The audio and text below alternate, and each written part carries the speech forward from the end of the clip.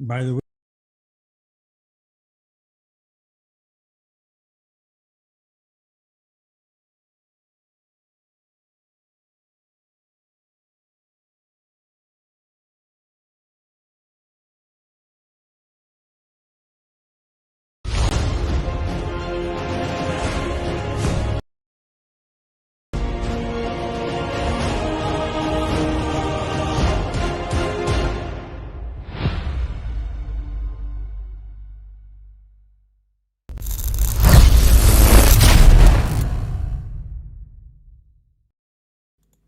Good evening and welcome to another episode of our live market overview here at Crypto Society. I'm joined by Bilo.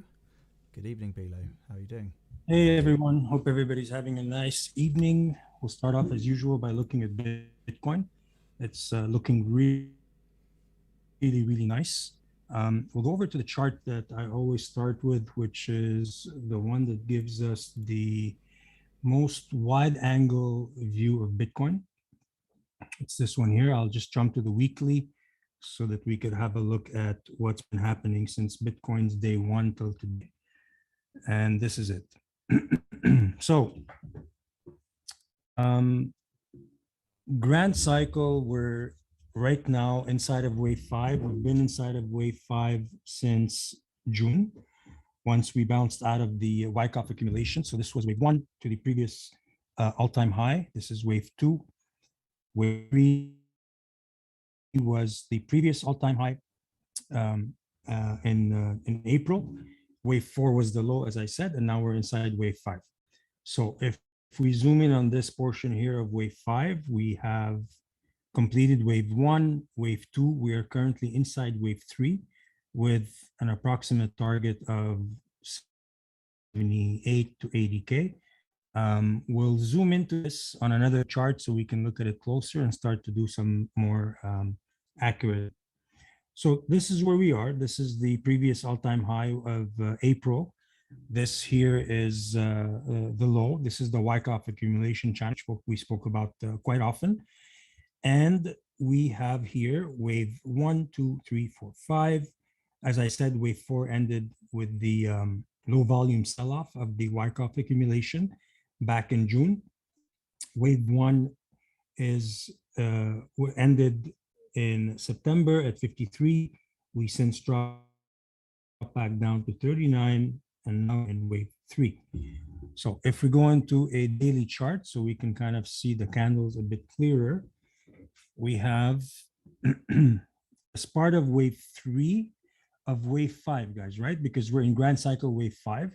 So part of wave 3 of wave 5, we've done wave 1, 2, 3, 4, and now we're in wave 5 of wave 3 of grand cycle wave 5. So I don't want to confuse anyone. I'll repeat. We're in grand cycle wave 5. Wave 5 has 5 waves. So I've done this before. I believe it's on this chart where I've done the demonstration. I'll just freeze in here. Oops, that's not what I wanted to do. Here, that's what I wanted to do. I've explained this before. I'll do it again, just in case we have people with us that are not familiar with this. I just need to find it. Is it here?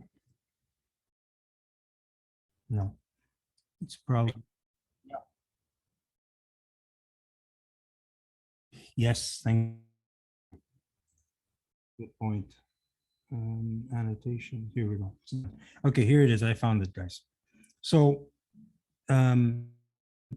stocks, crypto, anything that's tradable works in cycles, okay? And Elliott wave cycles to be precise. So it's 5, 2, 3, 5, followed by ABC correction. Without getting ABC corrections get very complicated. It could be a double, 2, 3. We won't get into that, but to say for now, what is important is that we have 5 waves in one cycle followed by a correction. Now, waves 1, 3, and 5 are referred to as impulse waves, and then waves 2, and wave 4 are correction waves. They wet Now, ass pussies, they big fat asses in please don't do that. Whoever's doing that, bitches all on my dick and every day, sucking on my balls, licking on. They know, stick it in that booty hole, my balls, suck on my balls. Come on, all the bitch ass hoe, let me hit that booty raw, licking the dick, sucking the ball, swallow it down, beating down your pussy, wow to the. Pumpy? Pumps?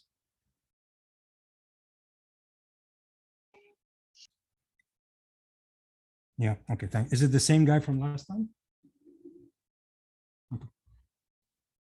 Okay, sorry guys about this. We try to do these Zoom that you guys can ask questions and make it live. I think it's more fun, but sometimes we end up with the, silliness that, anyway. So inside of each wave, what I wanted to point out is inside of each impulse wave, we actually have 5 waves. And the correction wave is a correction ABC. So similar to how we see 1, 2, 3, 4, 5 ABC here, inside of this one, there's 1, 2, 3, 4, 5, and the 2 is actually an ABC. And if you take it a step higher into the high level, this one and this ABC is wave 2. So you kind of get the drift. It's a cycle inside of a cycle inside of a cycle. That's just how it works. So now if we go back to the chart I was at before, and we go to the 4-hour, just so we can see things a bit clearer, we are inside of, right now we're inside of wave 5, grand cycle wave 5. So the biggest possible cycle, wave 5, okay? There's no more superior cycle for now. So this was grand cycle wave 3, grand cycle wave 4, and this whole thing here is grand cycle wave 5. So inside of grand cycle wave 5, as we mentioned earlier, we have 1, 2, 3, 4, 5 waves. We're currently in wave 3 of wave 5, grand cycle wave 5. And if we go even a step inside, we're analyzing what's happening inside of wave 3 of grand cycle wave 5. It's important that you guys follow on this. So if anybody's not sure and would like more of an explanation, just let me know. I'll be happy to do it. You could speak up or type or whatever you like. I just want to make sure you follow this.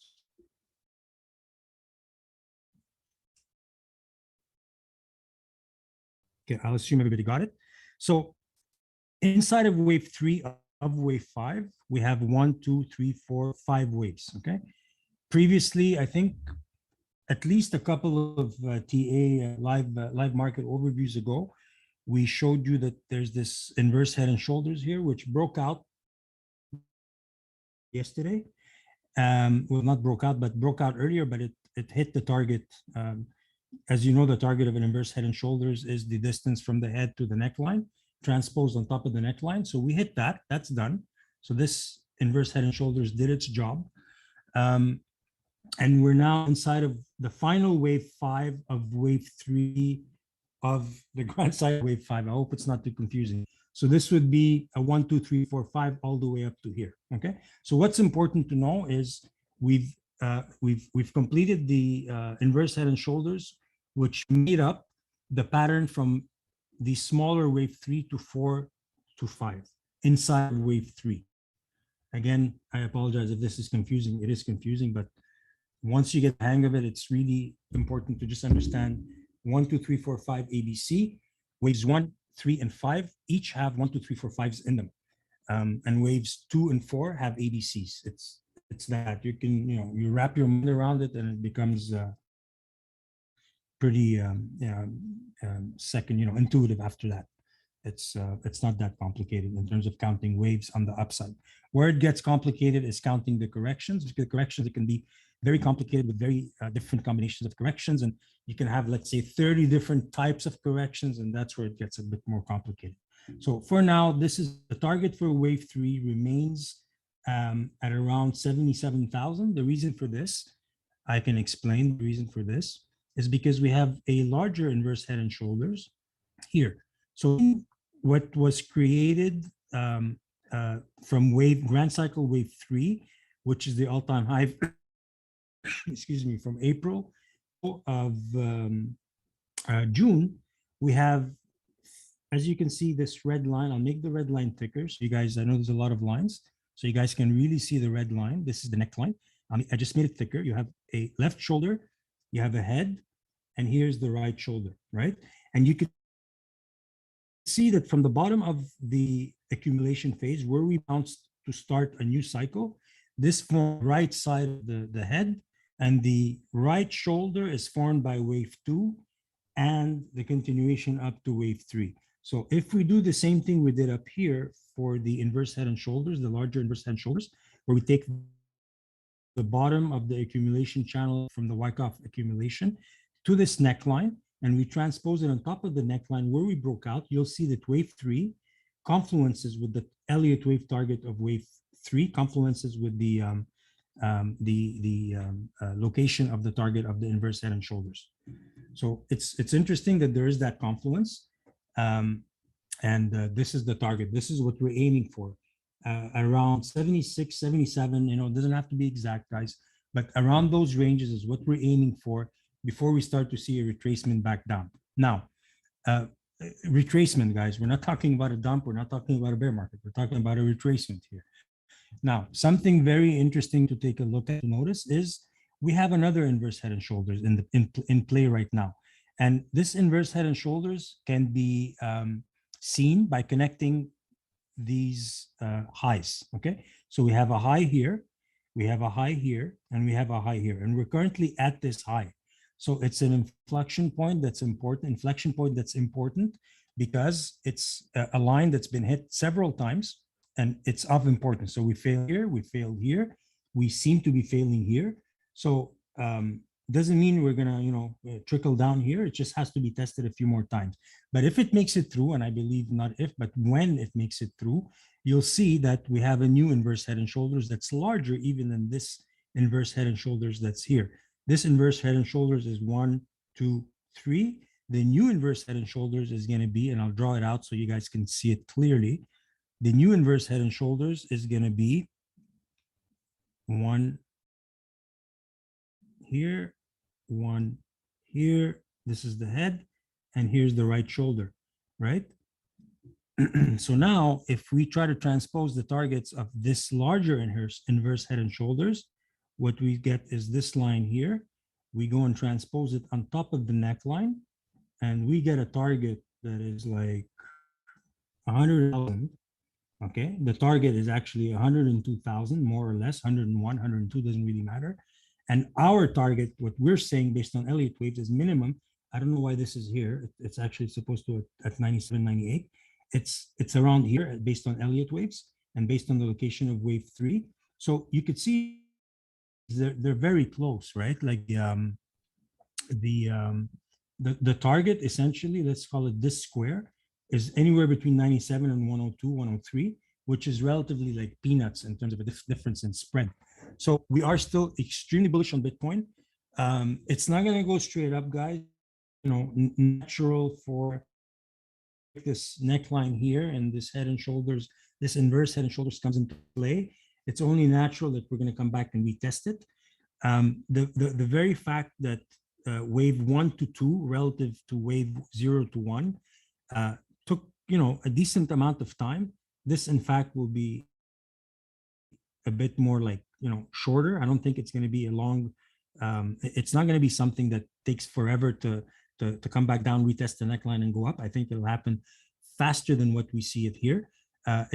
It'll bounce on top of this, in my opinion. It'll bounce on top of this neckline here, and then it'll continue up to make this new, I guess, target of an all-time high, which will be the completion and the end of this grand cycle for Bitcoin since its conception. Because once wave 5 of 5 is over, we've essentially finished the largest grand cycle in Bitcoin history. And then there will be a correction. Now, this correction, obviously, is what people might be referring to as a bear market.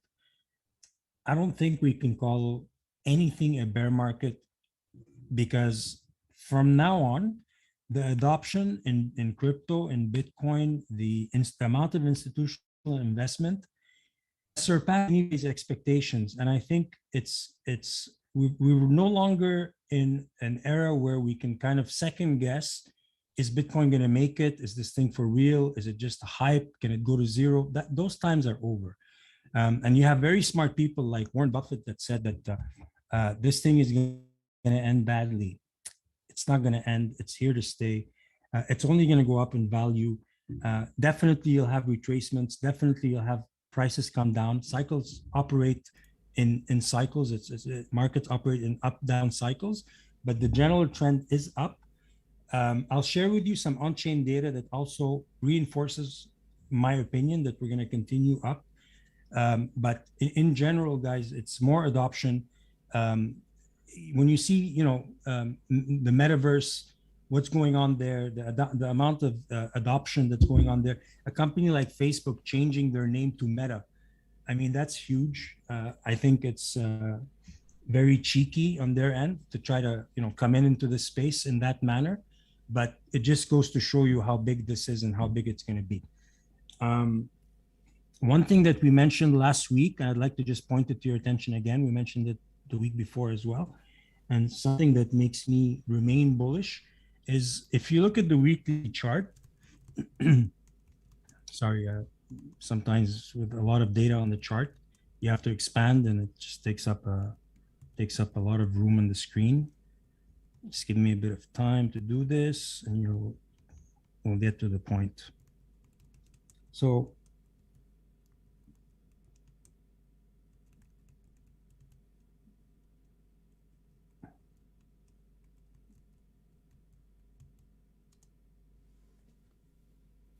okay, so this here, this EMA, exponential moving average, it's the 7-day moving average, okay?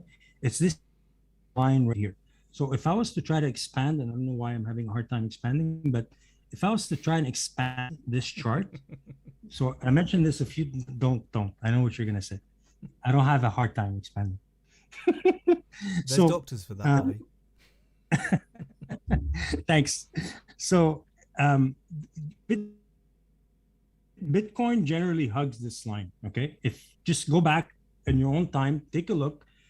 EMA 7-day exponential moving average on Bitcoin on the weekly. Bitcoin generally hugs that line pretty well. And when it's above it, it really sticks close to it, okay? And then when it gets below it, it stays below it for a bit of time and then back above it, things tend to become very bullish. So you see these very big red candles. These are this is the May dump, which by the way, the May dump is not a natural occurrence because there was so much open interest and so many open long positions that this part of the dump, in my opinion, was purely a flash crash rather than people. It was just over leveraged positions. I don't think we'll see that kind of a flash crash again because I think a lot of people got hurt and learned a lesson not to over leverage. Now I'm going to contradict myself a little bit on the stream because there is data that shows this over leveraging is happening again. We'll get to that. So the point is with the EMA 7, as you could see, we've been very, very, very, very, very, very, very close to it all along. Right now, we have a very, very decent spread. So EMA 7 on the weekly is sitting at 59. This candle is not looking pretty right now, and it doesn't surprise me, and we'll get to the reasons later.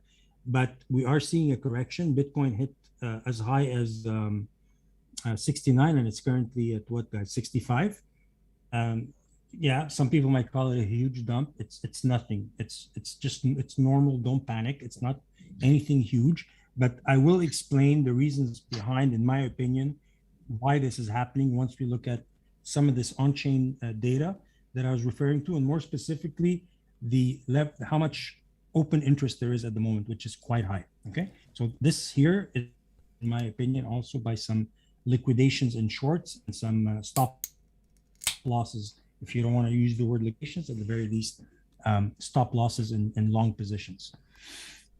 So what's interesting is, yeah. Don't forget, we also have a special guest joining us in Sylvia, who's now with us in the room. who'll That's be talking great. more about Sylvia, the on-chain analytics as well. that's fantastic. Sylvia's gonna help me out to explain this better. She knows it a lot better than I do. The other thing, so we'll get to that. The other thing is, using the exponential moving average, why is it important? Is because it's an extremely important point of support. Okay, it's hard to penetrate through the exponential moving average, the 7-day exponential moving average on the weekly. It's a very important support, and it happens to lie in a very strategic area. This green box on the chart, the strategic area of accumulation, and as you can see, a lot of support, previously resistance, now turns support. So for those reasons, I'm not worried. Even if Bitcoin drops even more, it doesn't concern me into, oh boy, we're hitting a bear market. We're not, in my opinion, anywhere near a bear market, guys. Okay, I know we're supposed to say not financial advice, so I'll say it, but there's nothing to make us think we're anywhere near a bear market, at least for the time being, okay? That's it. I wanted to talk about the EMA 7 we spoke about, grand cycle wave 1 to 5. All right, I want to show you a few things on chain, which we've been talking about for some time. It up here, Sylvia can also add to what I'm saying, because she knows that stuff a lot better than I do. But here goes. So I show you this, guys, every week to support the bullish case scenario, and I'm gonna do it again. You guys see the crypto quant? Yes, we do, mate.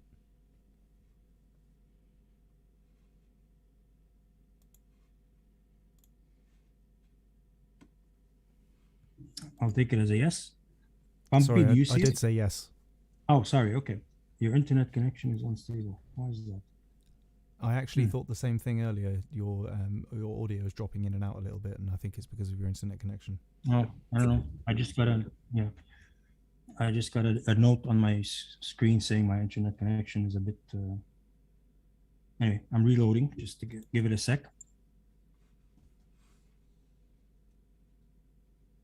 Sorry, guys, it's just loading.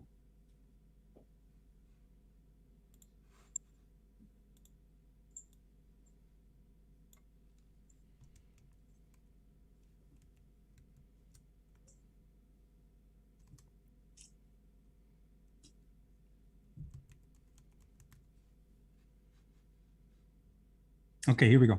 So this, I mean, there's a lot of on-chain analysis, but one of the most telling charts in on-chain analysis on CryptoQuant is Bitcoin reserves, and it says a lot. So Bitcoin reserves refers to the amount of Bitcoin being held on exchanges, okay? And Bitcoin, so you have two ways of looking at this. Bitcoin flowing into an exchange, Bitcoin flowing out of an exchange. When Bitcoin flows out of an exchange, the most important conclusion to draw is that the Bitcoin is not available for sale.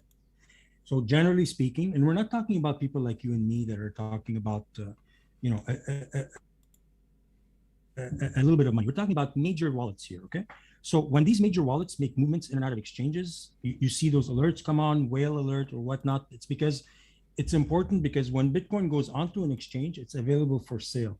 Now, there's other conclusions we can draw when Bitcoin hits an exchange, because some people can put their Bitcoin on exchange because they're uncertain as to what's going to happen and they want to be ready to pull the trigger in case there's a dump. Another reason could be because they want to use that Bitcoin to long the market.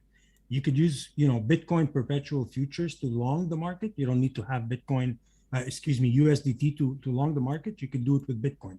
So that's another reason to have Bitcoin flow onto an exchange. But the most popular reason, the most popularly held belief why Bitcoin flows onto an exchange in large amounts is that it's going to be sold.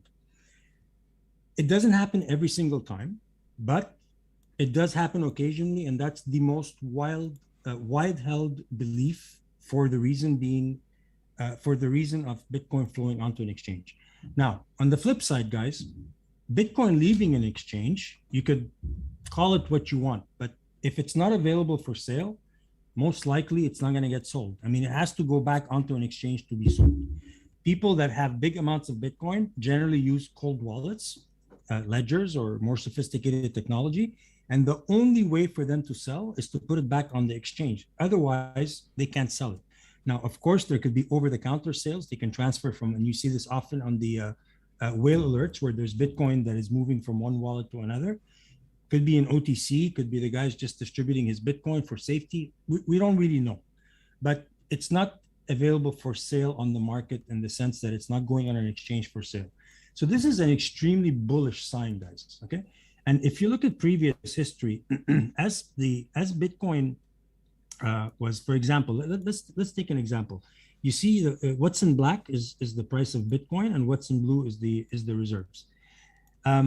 We pointed this out a while ago. Typically, when you see the price of Bitcoin go down, you typically see that when the prices of Bitcoin go down, you'll see that usually the Bitcoin reserves on exchanges go up because people panic and they don't want to be stuck with cheaper Bitcoin. They want to sell and buy back lower. So they'll start to put Bitcoin onto an exchanges. The first clue that we were heading into something really special in terms of a bull market came about here. And we talk about this, I think, every week. Correct me if I'm wrong, Pumpy. As Bitcoin was getting lower, so we hit, in September, we hit about 46K. And we went down pretty quickly to 43 and 41 and whatnot. As that was happening, Bitcoin reserves were going down. So this was very special because why would people be removing their Bitcoin off an exchange when the price of Bitcoin is going down?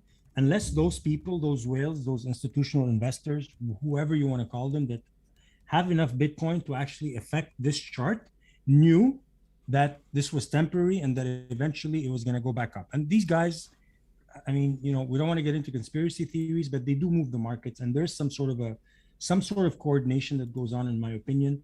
But it doesn't really matter. What matters is, as the price of Bitcoin was going down, Bitcoin was leaving exchanges, meaning that there was a bounce that was imminent.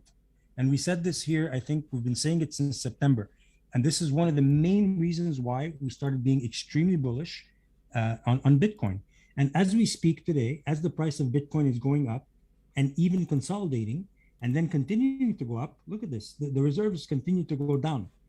So this, guys, is a very good reason to be bullish on Bitcoin, on the market in general, because these major wallets that make up this chart, that have the power to affect this chart, are not putting their Bitcoin back on exchanges. Now, the only caveat that I have is that I'm looking at a chart that is, I think it's a couple of days old. This is up to November 8th. Because I don't have access to the package which gives me up-to-date data because it's expensive, and hopefully soon we'll have it. I'm looking into purchasing it. But the point is, it's giving me data only up to November 8th. Today we're November 10th, so it's 2 days old data. Maybe somebody else, I don't want to say names, has up-to-date data that could help us see what's happening right now. If, for example, today we see a spike because we don't see it here and it goes from here to here, well, it's time to start to think, okay, maybe we've reached the local top. We're seeing a retracement already. Maybe this retracement would be reflected in the increase in amount of Bitcoin reserves on exchanges, and we don't see it here because my data is 2 days old. But in general, it gives you the picture up until 2 days ago, and why up until 2 days ago, there's enough reason to believe that this is going to continue. Something else I'd like to show you, and then I'll ask Sylvia if she can add to this. Yeah. Maybe if you switch off your camera, that might help. Yeah. If your my camera's still on. I didn't notice it was a little bit unstable. I didn't know my camera was still on. Hold on. Shit. Sorry, I didn't know it was still on. Okay. Is this better? We'll see. Yeah. Okay. Perfect. I just want to show you one more thing on chain before I turn it over to Sylvia for on chain if she has a bit of time. But I just remembered that it's not actually on-chain analysis that Sylvia was going to do this week. She was going to do some Moon River content. Okay, no problem. That's fine. So you keep babbling, buddy. We're listening. Okay. All right. Thank you. So on the charts for Bitcoin, I wanted to point two things out. Okay. One is, let me just get out of here. Sorry. active addresses. Okay, here. So look at this, guys. These are addresses holding more than 10,000 BTC. Okay, address with a balance of more than 10K. It's just uploading. So as the price of Bitcoin, no, not this one, sorry, 1K. Okay, as the price of Bitcoin goes up, the amount of addresses holding more than 1K of Bitcoin is going up. Okay, which is very, very, very bullish, right? Amount of addresses holding more than 10K, 10,000 Bitcoins seems to be leveling down a little bit here as the price of Bitcoin goes up. Okay, so we could say this doesn't mean, this is not selling or buying. This is just amount of addresses. How many, physically, how many addresses that hold more than 10K are either increasing, decreasing, or stable. For the time being, it seems to be stable. The amount of addresses holding more than 1,000 Bitcoins is going up. And it's been going up since March. It's just going up and up and up and up. So this, for me, is a very also extremely bullish sign. Points to more institutional type investors getting in on the market. I mean, 1,000 Bitcoins, guys, do the math. It's a shitload of Bitcoin. Then if we go into the smaller tiers of 1 Bitcoin and above, as you could see, that is also going up and continues to go up. And then if you get into your institutional, not your institutional, but your smaller investor, that also is going up. So if you look at across the board, I guess the message to take home from this is that whether it's big wallets or small wallets, at a minimum, in terms of adoption, as the biggest wallets are stable, the 10,000 Bitcoin and above wallets are stable, but everything below that, from 1,000 Bitcoin and above to 0.1 Bitcoin and above, they just continue to go up. There's more adoption, there's more wallets, there's more people getting in. So these are all very, very bullish signs. The only thing that concerns me, and we go back to Crypto Quant for a sec here, is going to the favorites. This chart right here.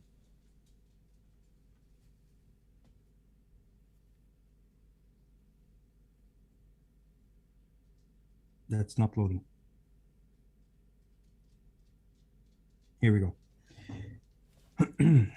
This chart is the all exchanges estimated leverage ratio.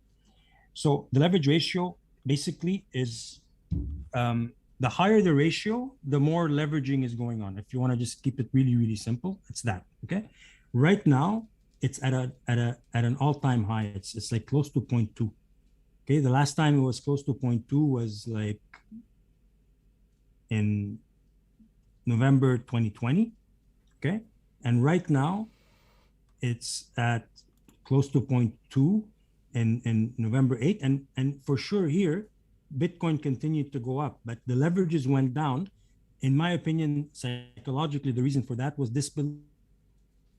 People did not think that this continued pump in Bitcoin. I mean, I was surprised at the time. I thought it was something unusual. It didn't make sense to me that Bitcoin continued to pump up. It went through resistances here, like as if they weren't there at the time.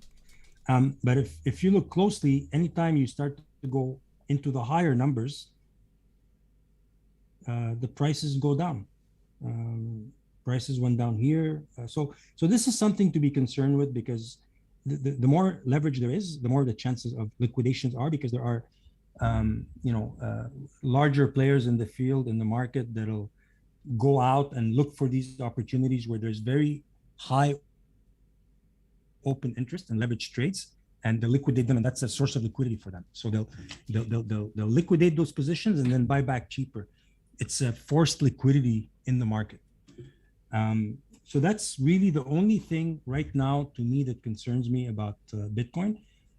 Aside from that, the TA, the patterns we saw, the amount of addresses that are collecting a Bitcoin or coming into the market, the reserves on exchanges going down. It's very likely we see a temporary reduction in the price of Bitcoin, only because of this ratio. But again, it's not the only metric, and it's just one metric to keep an eye on, to keep our eyes on. And Bilo, just what you may have missed while you've been discussing that, there was a spike down to 62.8 just while we've been talking, and then Yes. shot back up to 65. Yeah, I saw it. I saw it. Yeah, I did see it. It hit the top of the channel that I have here, and this channel is an Elliott wave channel. It usually helps to predict the location of wave 4. In this case, we dipped below it, but as you can see, it was a very strong wick back up, right? So again, it doesn't always work out, but in Elliott wave, if you identify waves 1 and 2 and you draw a channel connecting 0 to 2 and then the top of 1, it should give you an approximate location for 4. And in this case, it kind of did. And well, it did, but it was a wick, right? We went below and then we went back up and closed above the channel. So yeah, but yes, definitely this was interesting because it did liquidate, or at least at the very least stop loss a bit of people here in this move. And the same thing is happening here because we were at 68, 69, and then we dropped to, I think I was watching it go, Dave, I think we went down to what, 63? That's right, yeah. And somebody on chain for that one, the leverage at the moment was the highest it's ever been on Bitcoin. Well, there you go. So that's a recipe for concern. And you know the greed, you know that coin trends bot that we use, and sometimes it shows us the greed index. It's it's built off of those metrics as well. They take into account those metrics. So whenever you see extreme greed, what's really happening is we're close to a liquidation of many positions. Because I'm not sure when it comes to that metric, extreme greed, I believe it's derived from open interest and long positions. So whenever you have that scenario, it's at the very least, it's not a guarantee that it's going to dump, but there's a correction. There's going to be some liquidations that will happen. So it's a time to be cautious. And this is the reason why we always say in trading, buy red, sell green. It's for those reasons. Now, I'm not telling anyone to sell. I'm just saying it's a common saying in trading, right? Yeah, so that's it, guys, for Bitcoin. Maybe interesting to look at the Bitcoin dominance chart. The Bitcoin dominance chart, I mean, just reflects that what we're seeing in alts. We have a lot of alts pumping, and even though Bitcoin is making higher highs, it's not really being reflected on the Bitcoin dominance chart, and that's because the alts are very strong right now. There's a lot of money flowing into alts. People are fast realizing that although everything does tie into Bitcoin, and although if Bitcoin dumps, alts dump, and all that, people are fast realizing that they can make, a lot more gains, a lot faster in alts, and we're clearly doing very well with alts. So it'll be interesting to see as Bitcoin continues to go up, what happens to Bitcoin dominance. I would love to see it hover and stay around this range. It's a beautiful balance. It's allowing for both worlds to move harmoniously together. But it's a wait and see. So that's about it for Bitcoin. If anybody has any questions, now's the time. If not, I'll move on to, since Sylvia is with us, I'll move on to Moon River. We'll look at the TA for Moon River, and then Sylvia can talk to us a little bit about all the decentralized exchanges and airdrops and farming, and there's a whole world of stuff that I wish I knew. So yeah, I'll move on to Moon River, I guess. If nobody has questions, I'll move on to Moon River. So here's Moon River. Bilo. Moon River has been a bit frustrating to TA, because it's like it does exactly what it's supposed to and then just turns back. Like this up until here was good, up until here. The minute we came below this line and now below this line, it invalidated everything to the left up until wave 3. So this means that this correction here has to be redone. This is not an ABC, obviously, because if this was an ABC and this was the end of ABC, then this would have been a 1, a 2, and this would have been part of wave 3 of wave 5. But the minute we dropped below this point, obviously this was not C. Unless it's a turn in direction, and I don't believe we're in a turn of direction because there's a lot going on in Moon River. And if anything, it's going to continue to increase adoption. And this is where Sylvia is going to come in and show us. So I need to work on what's called, so in like I said earlier, in Elliott wave theory, the corrections are a lot more complicated than the waves up. So this right now is just a more complex correction. I need to work on this, and I'll present something in TA chat, in the TA channel, maybe tonight or tomorrow, but this is definitely not an ABC correction. So in Elliott wave, as I said, the corrections vary from a simple zigzag, this would have been a zigzag, to a flat, to a flat with a combination of a triangle, and it just can get very tedious and endless in counting. And I'll do the exercise because I'm curious to see where this is going to end. We did it recently for Cadena, and that worked out very well. So I'm gonna do this for here and hope that it works out as well. So I'll let Sylvia take over here and tell us, educate us about the Moon River ecosystem and the decentralized exchanges, the farming, liquidation, liquidity mining, and all the stuff that's going on. Go ahead, Sylvia. You can share your chart.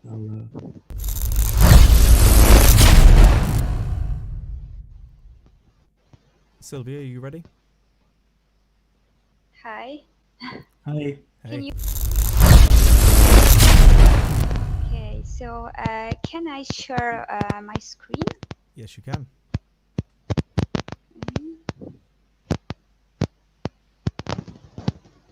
There seems to be some static coming from somewhere. Sylvia's Sounds in the like a mountains. Geiger counter.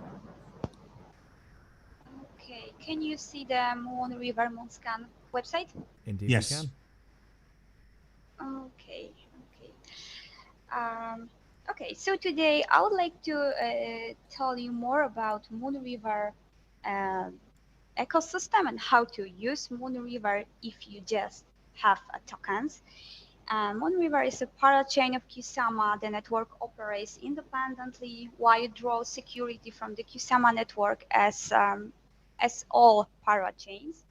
And if you participated in Crownland, Moon River was the most profitable project from the Kusama auction.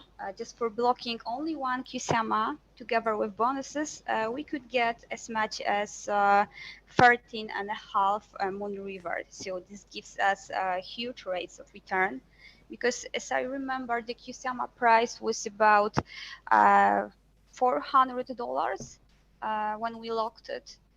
So for now, we have about 40x more, 14x more. Sylvia, could I just ask you Hello? to close your notifications at the bottom of the screen, please? Bottom of the screen. You've got your Zoom download and other bits, that was all.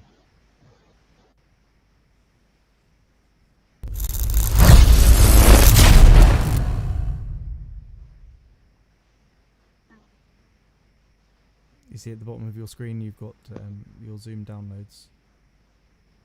It says Zoom CM exe. You can just press the X on the right hand side. Okay, I know. That's better. Yep.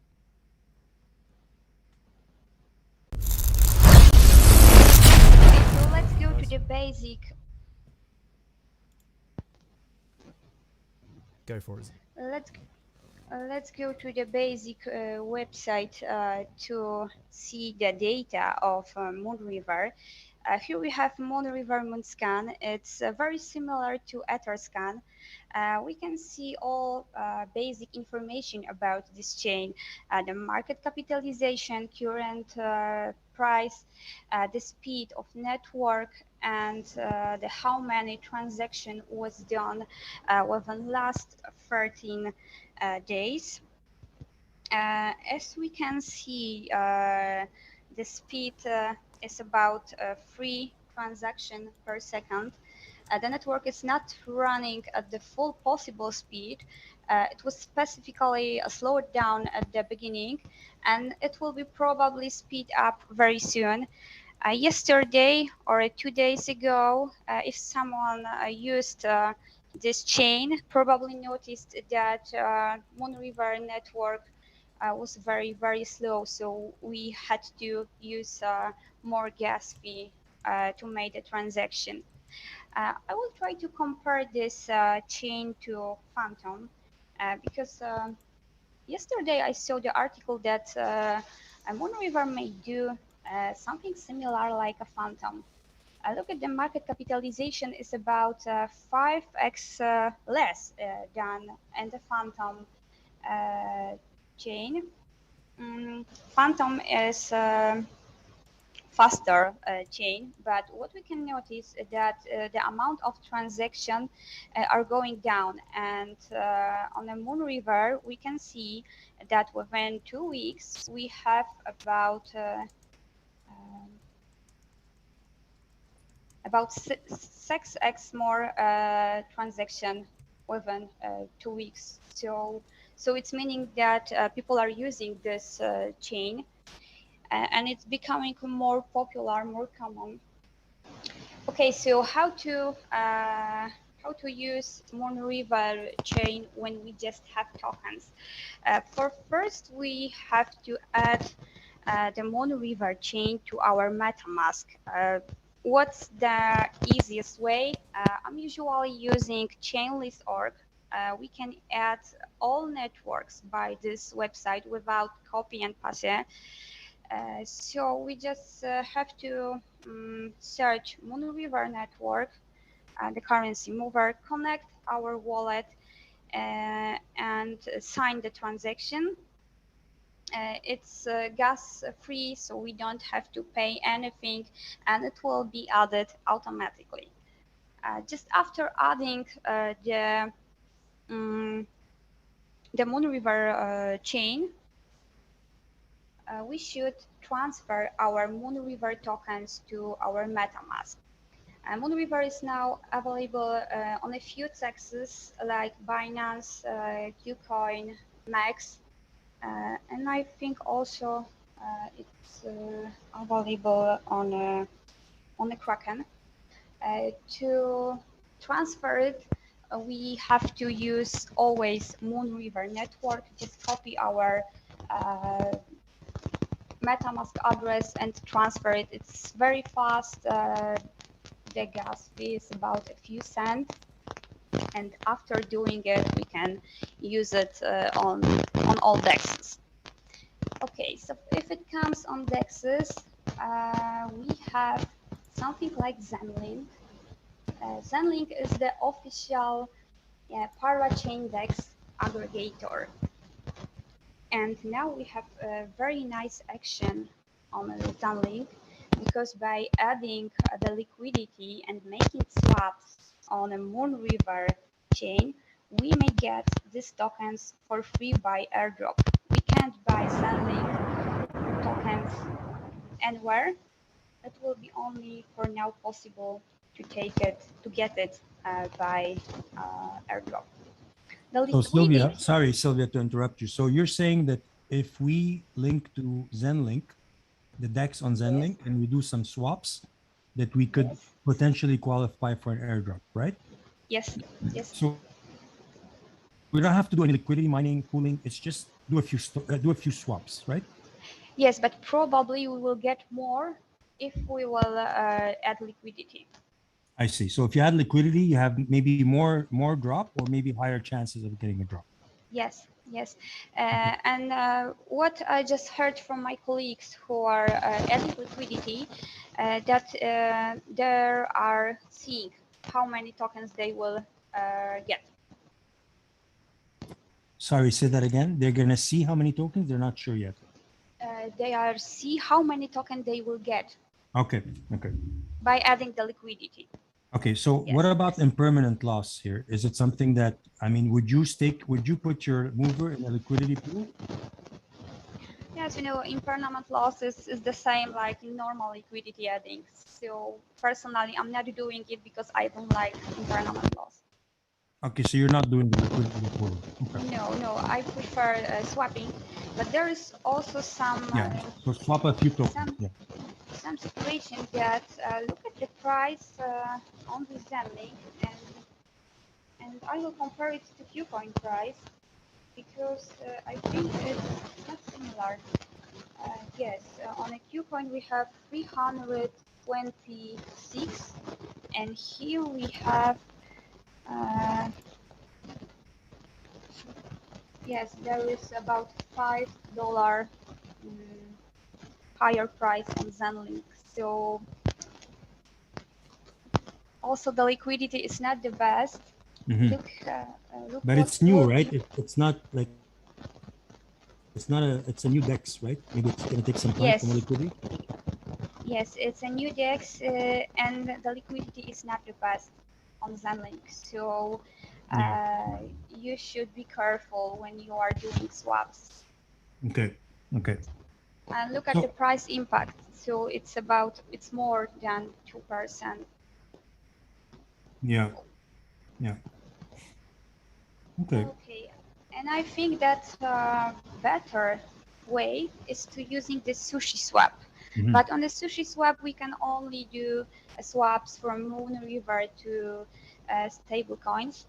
But today I will show you, I think, more interesting dexes than sushi swap. Sylvia, Yes. I'm not sure what's going on with your microphone, but there's a lot of distortion on the sound. The visuals are absolutely perfect, but your microphone is really noisy. Is it better now? No. No. It's like you're very close to a radio. Or in a blizzard.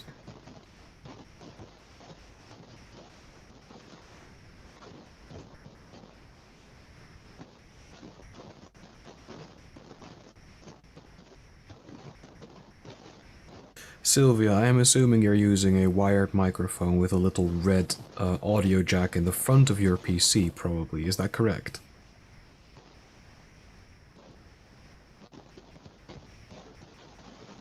Sylvia? Yes, can you hear me? Somewhat. Do you have a little red audio jack that goes into the front of your PC, or are you on a laptop? No. I have only one.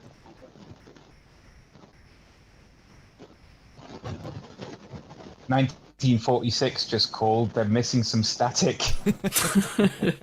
I'm sorry, I did not hear you, Sylvia. I did not hear your reply.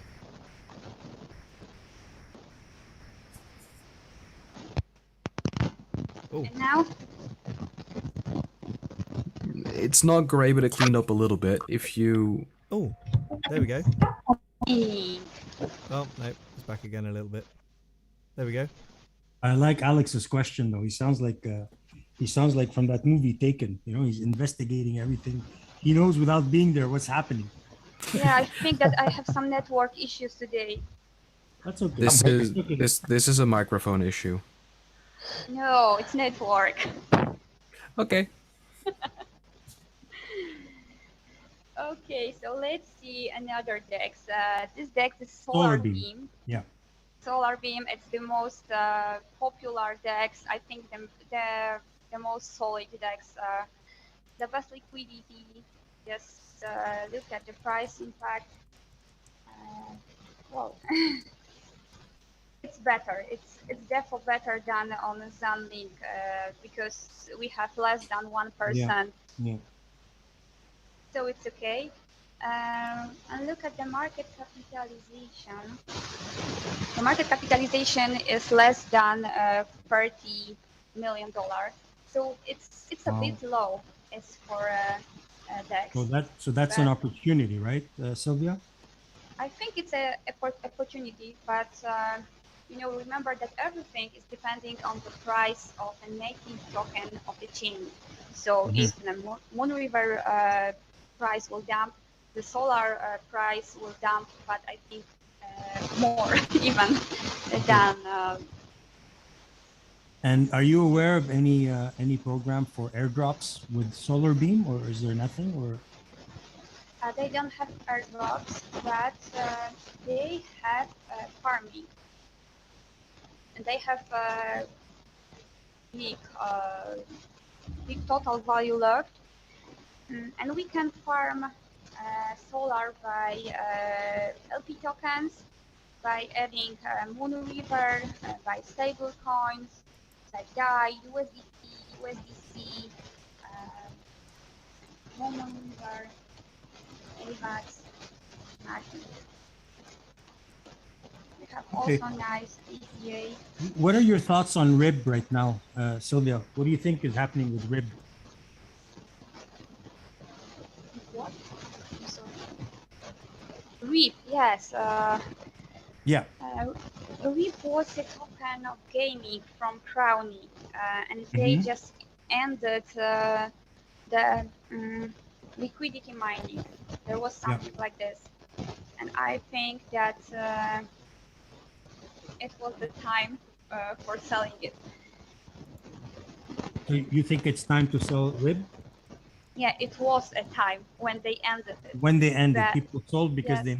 they made additional RIBs. Yes. And for now, there is no reason to hold it. But if they will start another one program for NFT or for liquidity mining, it may be a possibility. But personally, I'm not holding REAP. Okay. I changed it for tokens from DEX. Okay. Well, I know that they did several rounds of liquidity mining. It wasn't just one round. I think they did a few of them, and I think there's another one coming soon. Yeah, maybe, Yeah. probably. I'm not following it. Okay. Also, on a solar beam, we can do swaps. We can farm, but they have something like launchpads. Launchpads are on every chain, but on solar beam, they are listing valuable projects. Last time they listed project some forecasts. I don't remember what was exactly, but for now, they announced that they will list RomiDAO. RomiDAO is an OJM project. So I think people may buy solar beam tokens to get allocation. OJM projects are doing very nice gains. Okay. Also on solar beam, we can use Switch from Ethereum to River, and we can just see all statics. The volume is not bad. It's about 60 million. The liquidity is also very nice as for such chain, because remember that Moonriver is still below 1 million market capitalization. And this one is my favorite one because Free River have everything. They have not only a farm and not only a swapping, but also some another tools. And here we just can see charts, all charts of tokens listed on Moonriver. They are working very similar to DEX tools because we can just see not only a chart but also an orders, the transactions. And we can use it for free only to see the price of free token and of the farm token like the dragon. To see another charts, we have to have tier 1. To have tier 1, we have to hold at least 50 tokens. I think it's not too expensive. It's not too expensive, no. Yes, it will be for now. Wow. Yeah, I interacted with Free River. I have some free tokens. I'm wondering how many. I'm going to check to see if I qualify for one of the tiers. What about the dragon eggs, Sylvia? How do those work? Okay, so let's talk more about the dragon. On Free River, we have a possibility to farm token dragons. And by dragons, we Sylvia, put I think it. I speak. Sylvia, Yes. Sylvia, I think I speak for all of us. Let us see your MetaMask. It's okay. We won't tell anyone. Very funny. Sylvia, We'll can I keep ask, it a secret. Sylvia, this is a bit of a funny question, but is your laptop on charge currently? Charge, yes. Try unplugging the charger if you can, if it's not going to Okay. affect your battery. Ooh, It's now. It's better? wow. Yeah, that is a bit better. I just had a sudden thought What? that actually Wow. sometimes when you have your laptop plugged in, the sound quality changes, Yep, that's your electrostatic Yeah. stuff that we were looking for. and that is Very a good little job. bit Good better. thinking. Good to know. Okay, well, Nice. It's better. Oh, okay. And to farm dragon token, we can use something like Dragon Nest. It's a normal staking. So if we, for example, have some free tokens, we can put it into the pool and farm it just for free. And for example, if we have some rewards in Dragon token, we can also put it into another pool and have more tokens. Why we need Dragon tokens? Dragon token will be used in game. They are talking that it will come soon. And the Dragon token was used to mint Dragon eggs. So probably this Dragon eggs will be used in game. And to improve the dragons, we will also need the tokens. So the utility is very nice. Probably there will be also deflation. I'm sorry. And the tokens for minting was burned. So we have probably about 30% less tokens in circulation. I'm still talking Nice. about Dragon. So it's deflationary because of that burn. There's no other form of inflation. There will be deflation because the token will be used in game. Probably. But you know, the game is not live yet, so this is only what the team is talking to us. Yeah. Okay. Very nice. Okay. Very nice. And also on Free River, we have a very nice portfolio checker. I hope it's not connected to my wallet. I hope it is. Yeah, it's not. Oh, you're gonna talk to us about Huckleberry too, then? Yes. And this portfolio checker is one of the best I ever saw on layer 1 because Free River have charts for all tokens from Moonriver scan. Whoa. Come on, Sylvia, stop teasing us. For example, if you are using such a tease. Zerion on Ethereum, there is some tokens they are not shown and included in our portfolio. And here in Free River, we are seeing everything. Also, we have a graph normally when we just connect with our wallet, and we just see absolutely all. Whoa. I will close this website.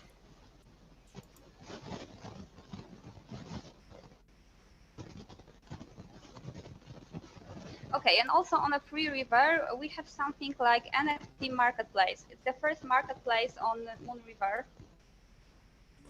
And to use this marketplace, we have to have tokens free. We are paying in free, and also somebody who is buying NFT from us is paying us in free tokens. So the utility of free token is very nice. The market capitalization is for now about $2 million, so it's very low.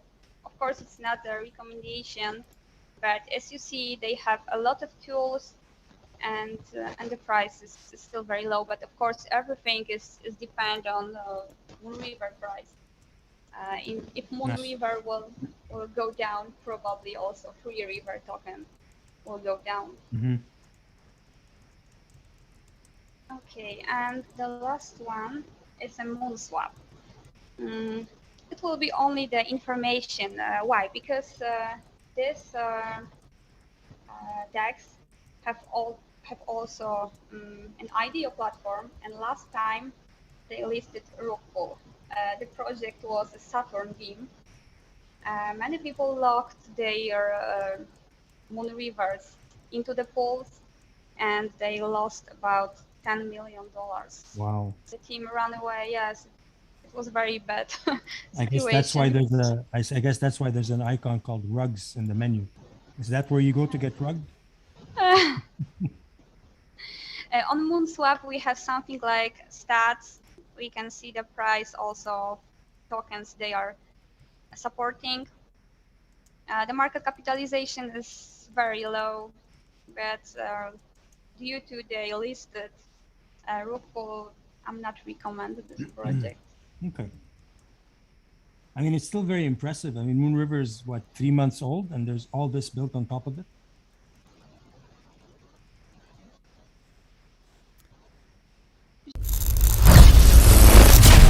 Very impressive because Moon River is about 3 months old, I think, and there's all these there's all these projects built on top of it. It's very impressive. Yeah, because they have a lot of tools.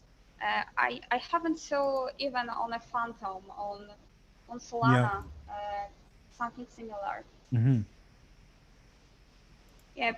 And the next thing is that the projects built on some chain, especially on layer 1, are behaving like a normal altcoins with a BTC dominance. So, for example, if the native tokens, like a Moon River, is growing heavy, these tokens are stable or maybe even dump. If it dump it more. But if the native token price is in consolidation, projects built on some chain are pumping very, very heavy. Like, for example, on Solana, when Solana just was pumped, the project built on Solana was very stable. And right after Solana was in consolidation, the project was exploding because people invested their Solana to increase their bags. Very nice. Okay, so that's all. We have a few DEXs. I hope we will have more projects soon.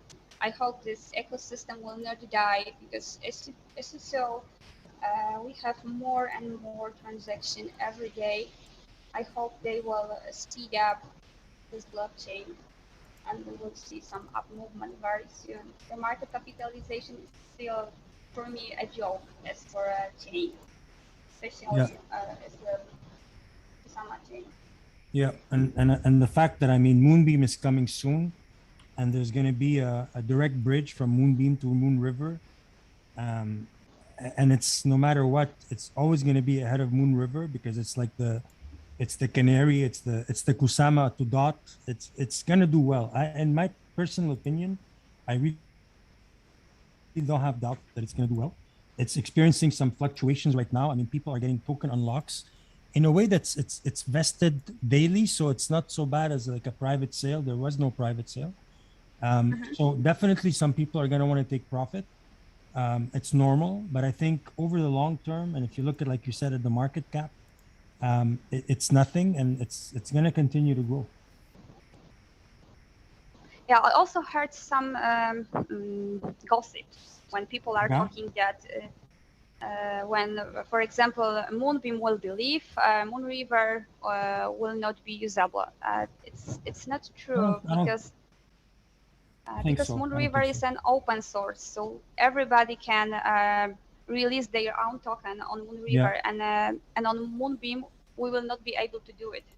Yeah, no, Moon River, like I said, I think it'll do better than Moonbeam.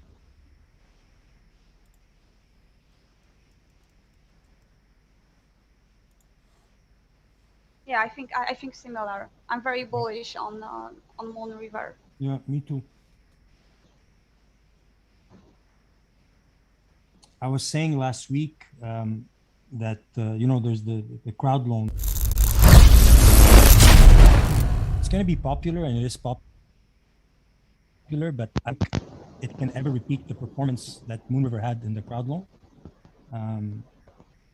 Especially with the amount of tokens is different, that there were private sales for Moonbeam.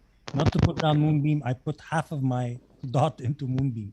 It's not to put it down, but I'm just saying people should manage their expectations. It's not going to perform like Moonriver in terms of a token lockup to reward, like you were saying earlier, was 14 Moonrivers to 1 KSM. Yes. It's insane. I mean, it's just crazy. Yes, I don't and think Moonbeam, yeah. And people still are waiting for their Kusama, so it wasn't that they paid for tokens. That's right. That's right. It's free. They get it for free. 100%.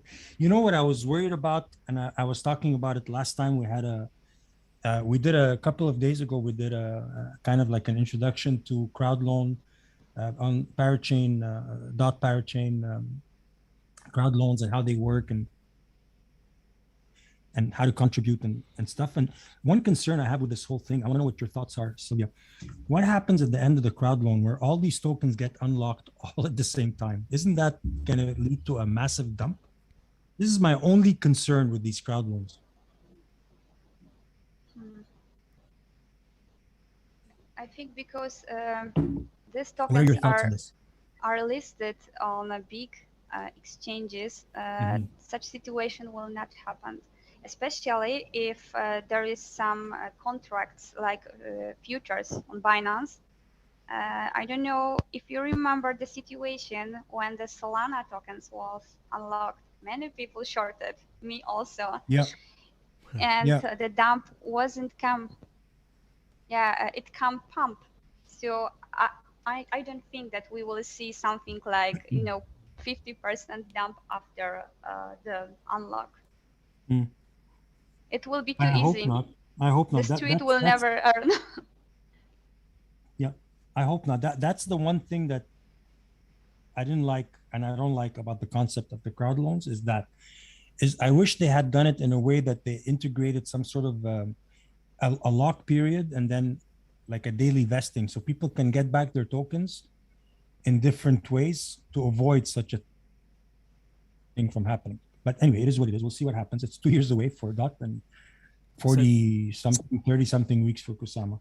We've got a couple of comments on the YouTube, and Tide Crypto is asking, do I see that Mover is currently processing 3.1 transactions per second? Is that right? Yeah. And also, is it correct that it's running on an EVM? For now, it's not running on an EVM. For now, it's a free transaction per second. It doesn't run on EVM. It has the capacity. It has the capacity to run on EVM, but it's its own chain. It does not run on EVM. It integrates with EVM and can leverage EVM capabilities. Okay, cool. And also, Solitude is a Blessing has said that US citizens can't participate in the Moonbeam crowd loan. That's true. All you have to do is use a VPN and you'll be able to participate. Shh, we didn't tell you that. Allegedly. No financial advice, of course.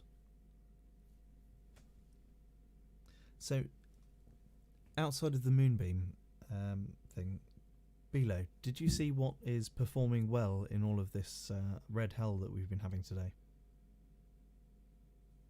Meme coins? I haven't looked at the charts all day, to be honest. What have we been talking about for the last 2 weeks? Meme coins? No, not meme coins. Not meme coins. What coin have we been talking about a lot? Cadena? Indeed. Have a look at the Cadena chart. It's come back up. It's nearly hit the all-time high again. It's obviously suffered with the dip of Bitcoin, but now it's pumped back up a little bit. Yeah. Very nice, very nice. Yeah. So Cadena, guys, it's another one of those projects that is still very people tend to, and it's normal to get concerned when a coin pumped from $2 to $25 in a, what is it, when were we at $2 not long ago? In October, right? Like less than a month ago. And usually it is a cause for you to kind of say, wait a minute. But in this case, I have to say, all of us need to focus a little bit more on the market cap, because the market cap of Cadena is tiny relative to the project, and it's been under the radar up until recently. And now people are going to start noticing Cadena because of the pump. But if you just compare market caps, and there's this nice tool that I'll share with you, maybe you know it, it's called market cap of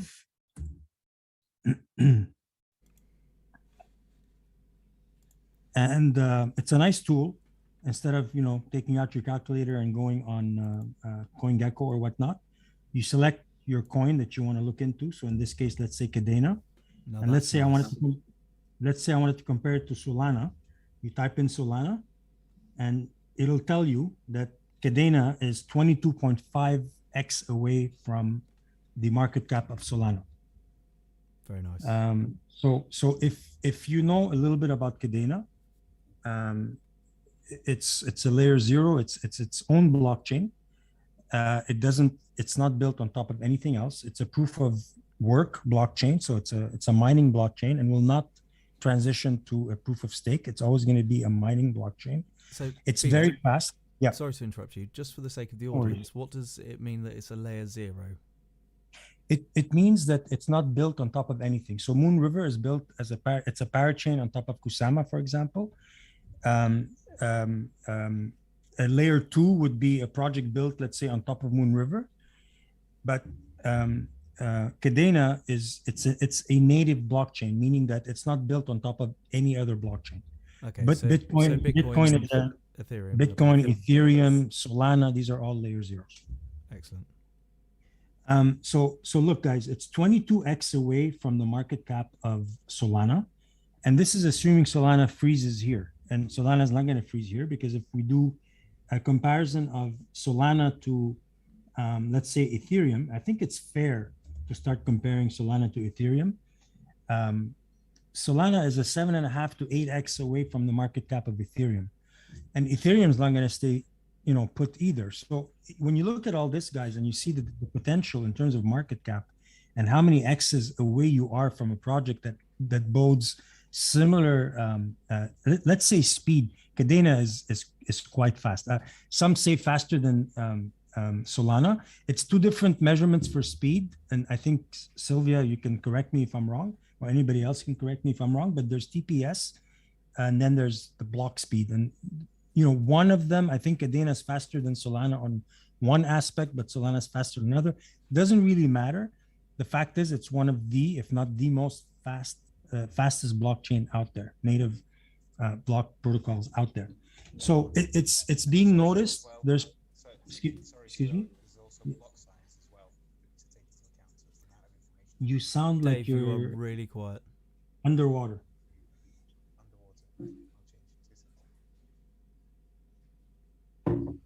Can't hear you, Dave. This guy is like the ultimate multitasker. He's blatantly swimming and watching this at the same time. So anyway, just to say, guys, Cadena, it's not, you're not late to the game by any means. I mean, think about it. When Solana pumped from a few bucks to 5 to 10 to 15, it's following that path. Okay, so those that said, I'm going to wait for for Solana to go back under 10, it's not going to happen, right? It's kind of like the same thing. And I know, again, I'm not supposed to say financial advice, and it's not financial advice. Do your own research. Look at Cadena, look at the capabilities, look at the, crypto Twitter is one thing that you could even always use as an indicator for what's coming and what's to come. And crypto Twitter is exploding with Cadena right now. One of the everybody has probably heard of UFO. I was introduced to it by Pumpeye.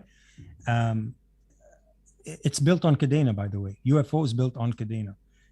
So there's a lot of stuff coming to Cadena. There's a lot of adoption coming to Cadena. There's a lot of awareness coming to Cadena. We're still early, guys. So I strongly suggest you look into Cadena.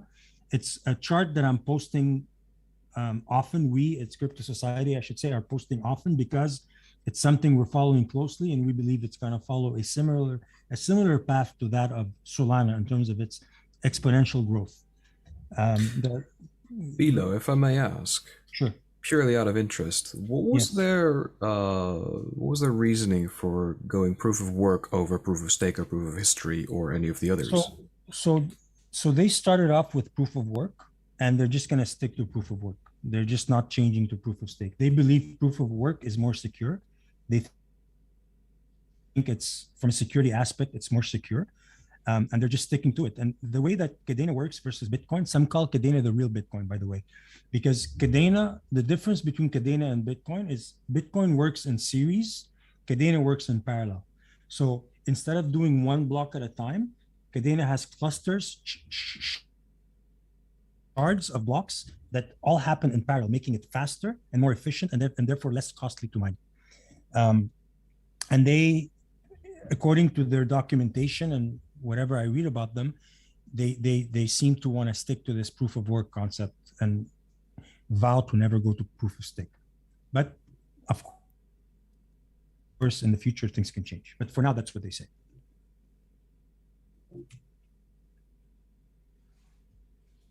So if we look at the Kadena chart, guys, so we had this, we'll go into a smaller time frame so we can see the counts, but we had this correction, which we called nicely here about $14. Went down as low as how low did we go? We went to $15, sorry, not 14. And we're now in a new smaller cycle, because remember, guys, the bigger cycles look like this. So this 1, 2, 3, 4, 5 is actually just one wave, right? So this would be new wave 1, then there's going to be a wave 2, and then there's going to be a wave 3. And as I mentioned earlier, each one of these waves has 5 waves inside of them. And, on a 1 hour time scale, we can go into a 5-minute time scale, and I can identify 5 waves inside of here, but there's, not much of a point. It's just to show that, we are in this cycle. And it could very well be that we're coming short of my target. My target for wave 5 was $27. It could be, and I'm waiting for this candle to never go below wave 1. As long as I don't go below wave 1, I'm comfortable with my target. If we go below wave 1, I'll start to reconsider my target, and I'll say that this probably was the end of wave 5, and we're in our ABC correction now, hopefully not a complex one, because the last correction was complex. I'll just show it to you a little bit. And this is what I mean in terms of what I'll have to do to figure out the correction that's going on with Mover. This is called a WXYXYZ correction, and it's a combination of a zigzag with another zigzag, and then a 1, 2, 3, 4, 5. And this is not the most complicated kind of correction, but just to show you that sometimes corrections are not simple 1, 2, 3, and we move on. This is a flat. This is called a flat correction. So yeah, for now, my target remains here unless we drop below $18. I still believe we'll hit 27 before we have an ABC correction, and then we'll start another wave on top.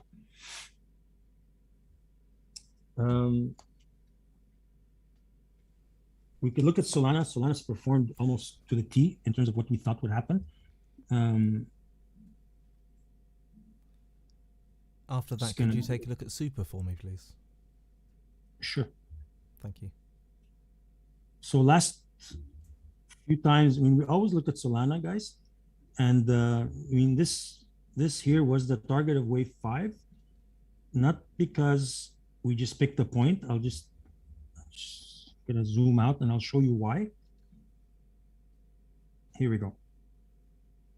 So in Elliott wave theory, there's a relationship between waves 3 and wave 5. Okay, so normally wave 3 is a 1.618 extension of wave 1 to 2.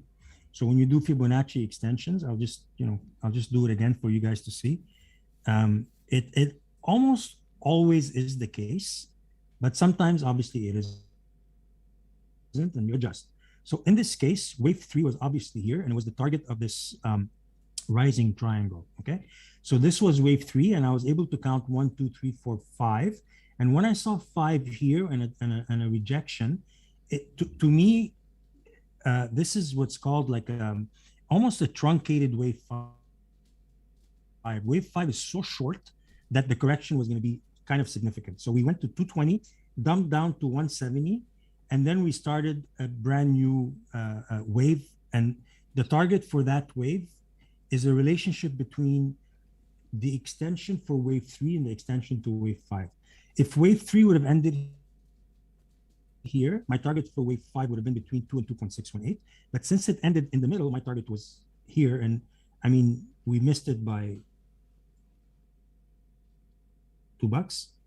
So it's really cool. Like when Elliott waves work out, it's just amazing. And it's not my genius. I'm just following a set of rules that if you follow the rules of Elliott waves, you can actually set the target. So anybody that's inclined, TA inclined, interested, I really suggest you look up and read on Elliott. I mean, they're very complicated and I don't know them inside out.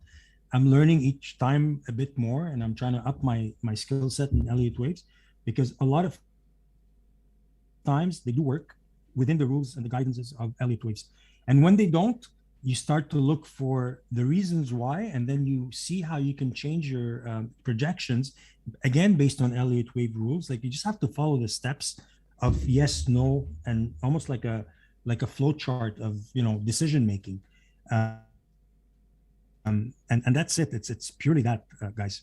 And then you look for confluence, right? So when you see that your Elliott wave hits here, what other reasons do I have on the chart to believe this is the point? And you look for confluences, and that gives you more reason to think that your chart and your projections make sense.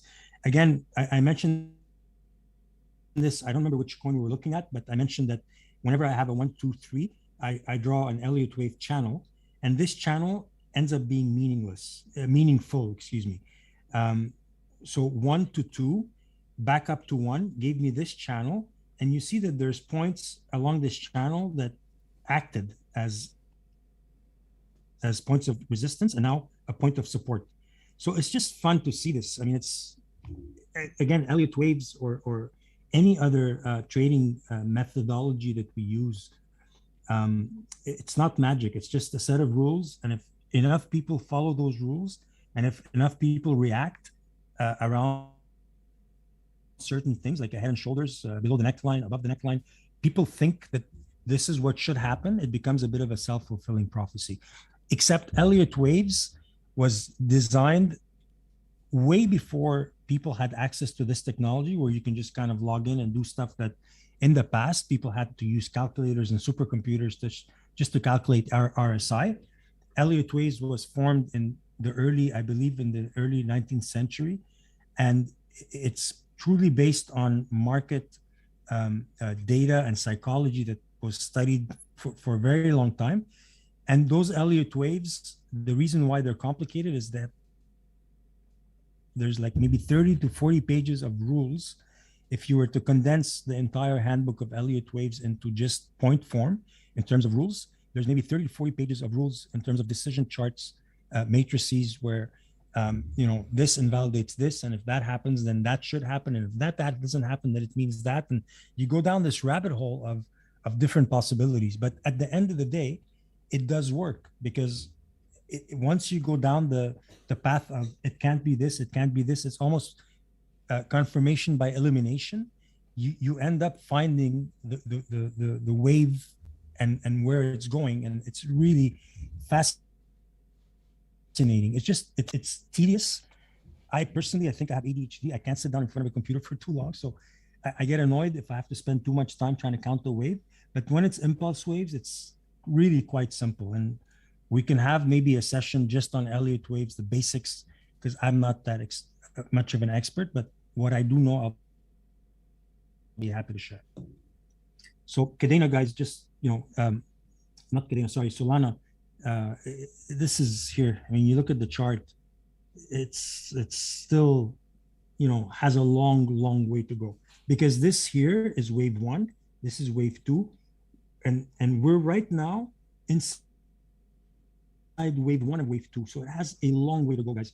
Okay, so Solana, start to say, okay, let me think about buying when we're in the thousands, in my opinion. Okay, again, not financial advice. Anybody that's on the call can make their comments, can challenge or support what I'm saying. It's fine. But you know, Solana will hit a 4-digit number, and it won't take very long, in my opinion, because Bitcoin is bullish. It's going to continue, in my opinion. It's going to continue, and we'll be seeing, you know, somewhere close to 100,000 very soon.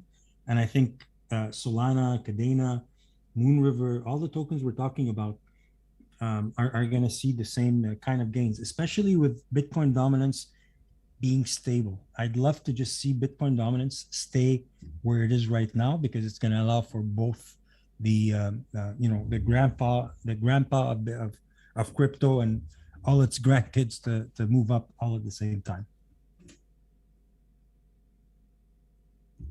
I'd like to just draw your attention. Maybe you guys haven't heard of this token. I don't even know if it's available here. Just for you guys to look it up, and just, you know, I won't talk about it for long. I just suggest you guys look up the token and do a bit of research on it. Let me see if it's available. Yes, it is.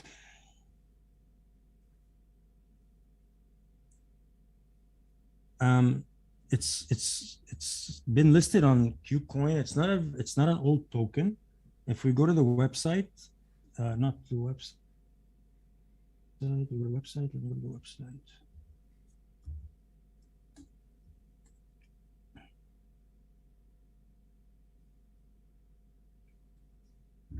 So again, I don't want to shill. I really don't want to shill, but I just invite you guys, rmrk.app. Do a little bit of research on this token and decide for yourselves if it's something that you guys would like to be invested in and to learn more about. It's basically, it's about NFTs. I don't want to waste time going through the project. I just wanted to point it out, and I suggest you guys read up on it, and if you like it, something you might want to consider investing. Pumpeye, is there a coin? Anybody has requests for any projects? Yes, there is. Super. Right. Super. As in Super Farm? Yes.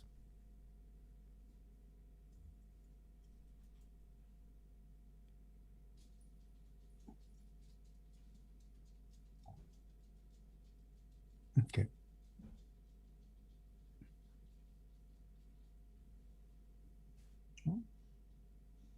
Elio, you must be happy. Oh, okay.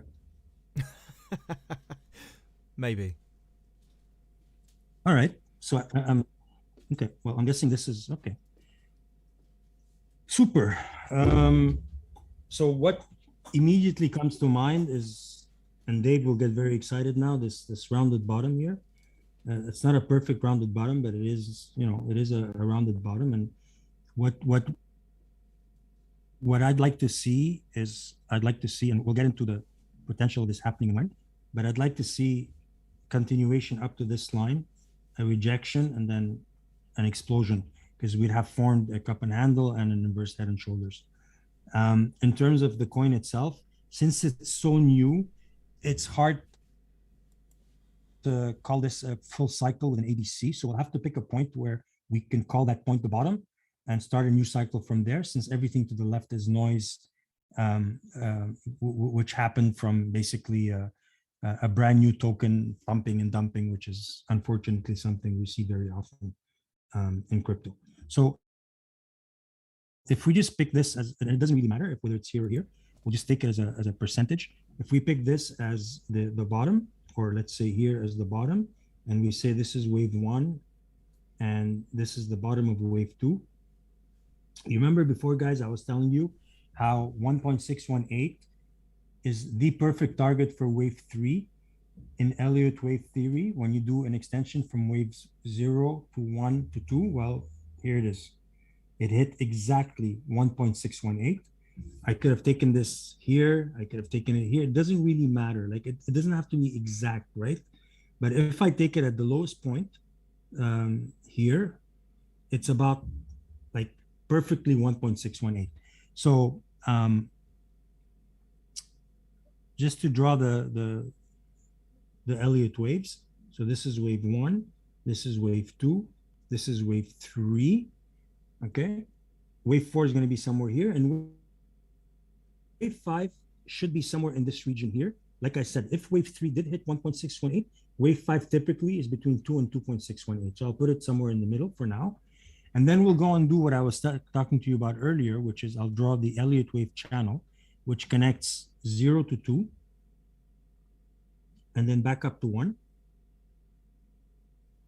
So wave 4 should be around this area, and you can see we bounced pretty close to that, right? So this could be it. This could be wave 4. And another thing that's interesting in Elliott wave theory is if wave 2 is protracted out, it's not sharp and then a sharp correction and then move up. Wave 4 will be the opposite. It'll be a sharp correction down and then a move up. And the opposite is true as well. If wave 2 was sharp and quick and wave 3 started right away, well, wave 4 is going to be long drawn out. So in this case, I'd like to say that wave 4 is going to be a quick ABC and then go back up. Now, since we're in the daily, we just see this 1 or 2 candles. What could very well be happening right now is that we're still in the A. Okay, so this here is what we might end up seeing is something like this: A, B, C. We might even wick below this a little bit and then fly back up. That's what I'm expecting based on very quickly looking at this. The fact that 1 to 2 is such a long drawn out correction, wave 4 should be quick and we continue back up. Of course, Bitcoin has to do, has to behave. And this, comes very close to the target that I would like to see the head and shoulders or the cup and handle.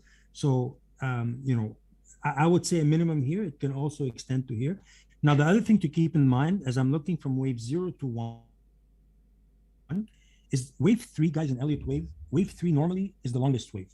So most of the time, wave 3 is the longest wave. Wave 3 can never be the shortest wave, okay? And that's very important.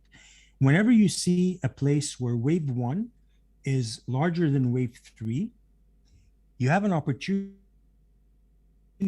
for a massive short. And I'll explain to you why. So if I take the price range of wave 1, because it looks to me like we could be very close, I'm not sure. So wave 1 is about $1, 0.99. Wave 2, wave 3, no, maybe it's not. Okay, no. So it's not, sorry. So wave 3 is longer than wave 1. So what I was saying earlier, in case you ever do a wave count and you see that wave 3 is shorter than wave 1, you have an opportunity to short the market on wave 5. If wave 5 starts to approach the size of wave 3, 99%, guys, it's gonna dump, and it's gonna dump hard, okay? So it doesn't happen often. If you are able to identify wave 1 being longer than wave 3, look for wave 5 starting to approach in dollar value, in size, in height, that of wave 3. You'll have a very, very nice opportunity for a short, and you'll do well. Elliott wave theory, not me. Just putting it out there. Okay, so yeah, the target for wave 5, I would say, is 270. Ideally would be here, so we can complete this inverse head and shoulders, but we don't have to, because the inverse head and shoulders can also play out this way. If wave 5 was here, well, it's just that, right? It's still an inverse head and shoulders. So we could still have our correction here, do an ABC, and then, go back up. So it looks good. We're in a positive uptrend cycle for super. Hope that answers your question. Below, let's look at CRO. Which one again? CRO. CRO. Yeah, sure.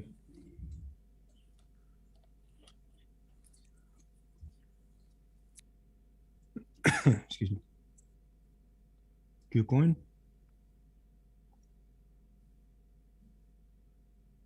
Wow.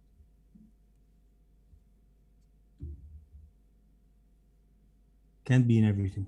Okay. Looks good. I'm just adjusting the chart. Okay. Again, maybe not the best because CRO is definitely older than this, right? How old is CRO? Anyone It know? originated, I think, 2019 from MCO. Okay.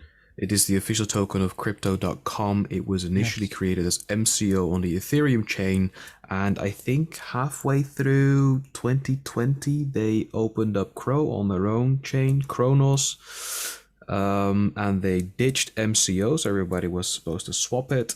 And even later than that, I think about last week or something, Kronos officially went from testnet to mainnet, I believe, which is probably why you see the action.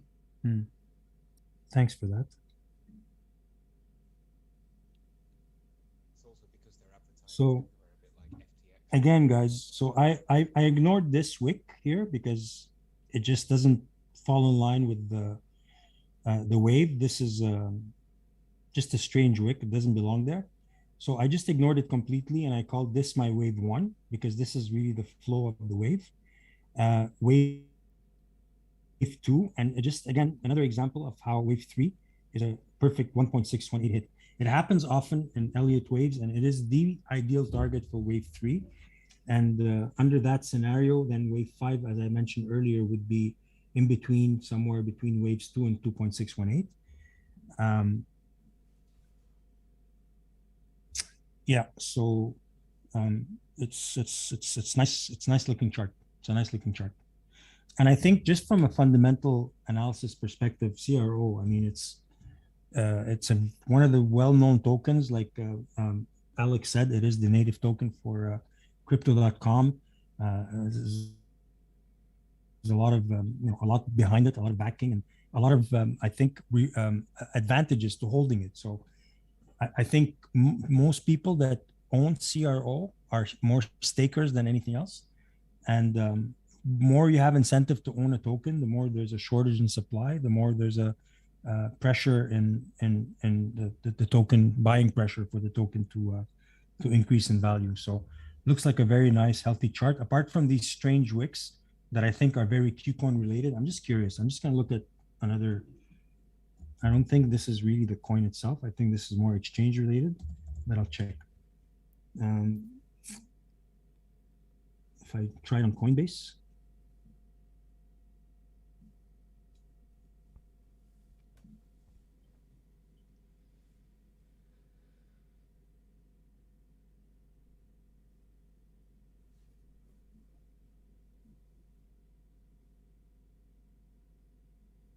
It looks completely different. No, it doesn't. No, sorry. Okay. It's like yours, Oh, Billy. yeah. It's just a little bit smaller. Don't believe what your wife tells you. I think it was just listed on Coinbase or something. It just looks very different, huh? I guess because it just got listed recently on Coinbase. Okay, so that's not a good idea. Let's pick another one. CRO, USDT, and we'll go to what? Which one? Pick one. OKEX? No. Huobi. Huobi? Yeah, why not? Okay. Because usually Huobi has shitty liquidity, but okay, no, not too bad. Good one. Pumpeye knows. Pumpeye knows all. I believe in Pumpeye. Okay, so that spike remains there for some reason. It's a weird spike But to me, I- this is flow. Yeah. I guess it was a false breakout or something. Yeah, but it's just an unnatural looking spike, almost like a manipulative spike. That's why I'm Is just. it roughly the same level as that spike during this current run up? Really, it looks very similar. You mean in terms of what the if you spike zoom looks out like? Yeah. and then bring in the current price action. So zoom out far enough. But for the you current see, price you action. see what I mean? These Yeah. spikes are not. They're not natural. These are manipulative spikes. Yeah. No, I don't really see it here. It's more this here, this here. But anyway, it doesn't matter. Suffice to say that the project looks good. Of course, the project is a good project. From an Elliott wave perspective, so far it's behaving as it should. We'll do the same Elliott wave channel just to just for fun. So theoretically speaking, let me bring it down. Theoretically speaking, we should go down as far as 0.3 before we go back up. Yeah. So we're still in a correction here, ABC, and this here looks like if this is wave 3 and this is I think, and this here is wave 5 of wave 3. The fact that it's so short usually ends up with a bigger correction. So we may see something like a dip and then go back up, like a quick dip and a back up here. So it could go even lower. And wave 3 of 3 is parabolic. So it all leads to a bigger correction, in my opinion. But it shouldn't drop much below this point, maybe to 26, 27, but then it should kind of rocket back up. So it's a good token. It's good to hold. It's not a token that you should worry about if you're a long-term hodler. Bilo, could you do me a favor? You've been doing a wave count on Seller Network for me. Could you check where that is at the moment? Because I believe it's been doing all right the last couple of days, and I'm just wondering whether that correction is over. Okay. And whether it might be the start of a new wave count. Do you remember which exchange I used? Because I deleted it. I think you did USDT on Binance. Binance? Okay. I think it comes back if I select the correct chart. Nope. No such luck. Okay. All right. So very, very, very obviously here, this was, well, this could be a truncated wave 5.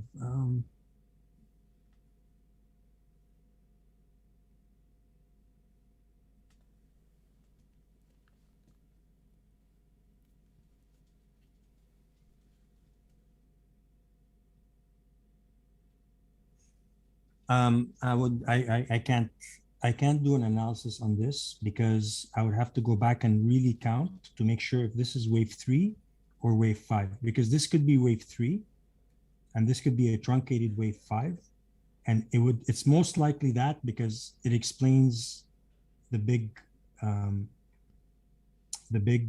correction. Yeah. Because remember when wave 5 is shorter, when wave 5 ends at close to or below, especially below wave 3, it's called a truncated wave 5, and it usually ends up being a large correction, which we see here.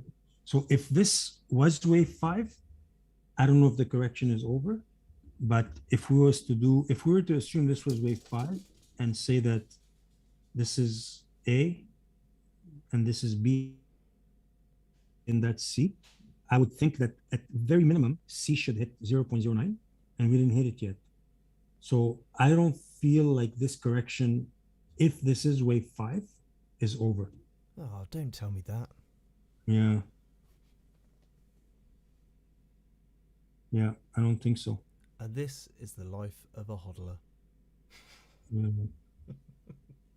Sorry. Any other requests? It's all shits and giggles until somebody giggles and shits.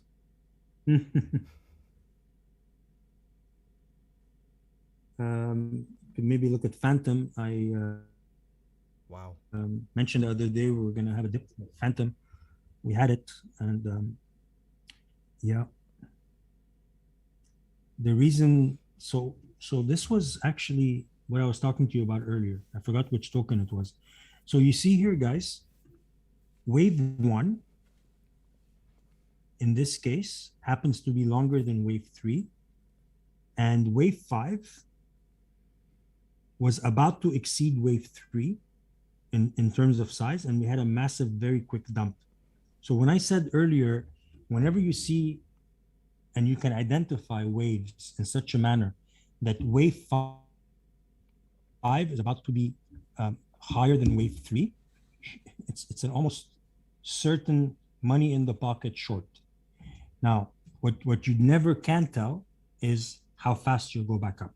So you could short here, walk away from your laptop for 20 minutes and come back and you earn a loss. But you can almost be certain that if wave five is about to be higher than wave three, it's going to dump quickly and hard. So I don't know if this correction is over. I mentioned a couple of days ago in the chat that FTM was going to correct somewhere here because there was, it's correcting. This is done. I mean, this is 25th of October. It's a while ago. But I'm talking more here. There's some bearish divergence and it's corrected again. And in terms of accumulation of a token, I will tell you that if you like Phantom and if you want to own Phantom long term, I would DCA into it here, even if it's going to drop, because Phantom relative to other similar projects has underperformed in the past, let's say, month. It's gone up. I mean, it's gone up significantly, but you know, if you look at Kadena as an example, it still has a long way to go. And Phantom is another one of those must-haves in terms of the quality and the fundamentals behind it and the power it's going to have as a blockchain. And if we just take a look at the, if we do the comparison of Phantom to, let's say, Solana, it's not going to be exactly the same. I was just going to ask you to do that. Yeah, it's not going to be exactly the same, but I mean, it's still a 10x. Not bad. And that's just to Solana. I mean, if you start getting into Ethereum, and you don't need to, but you get the picture. It's another times 7. It's a 70x. So it's another one of those projects that it's almost like a no-brainer. I personally wish I would have bought it much sooner. I started accumulating it, I think, at $1. I'm happy with my gains, but it's been shilled in Crypto Society by others. I think Lewis shilled it, Sylvia, a few of our teammates for a long time, and it's just sometimes too much noise, too many tokens. But once I started to look into it, read up on it, and see the possibilities, I think it's one of those projects that you should really strongly consider adding to your portfolio.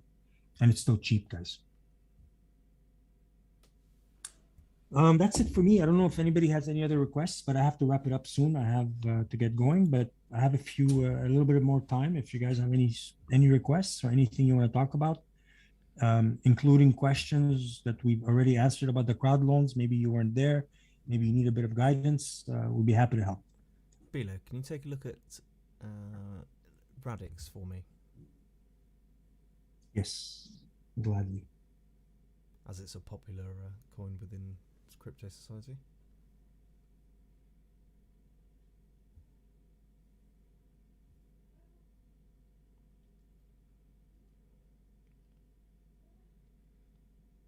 Okay, I thought I had it. Because I bought some recently, so I thought I had it. All right, Radix.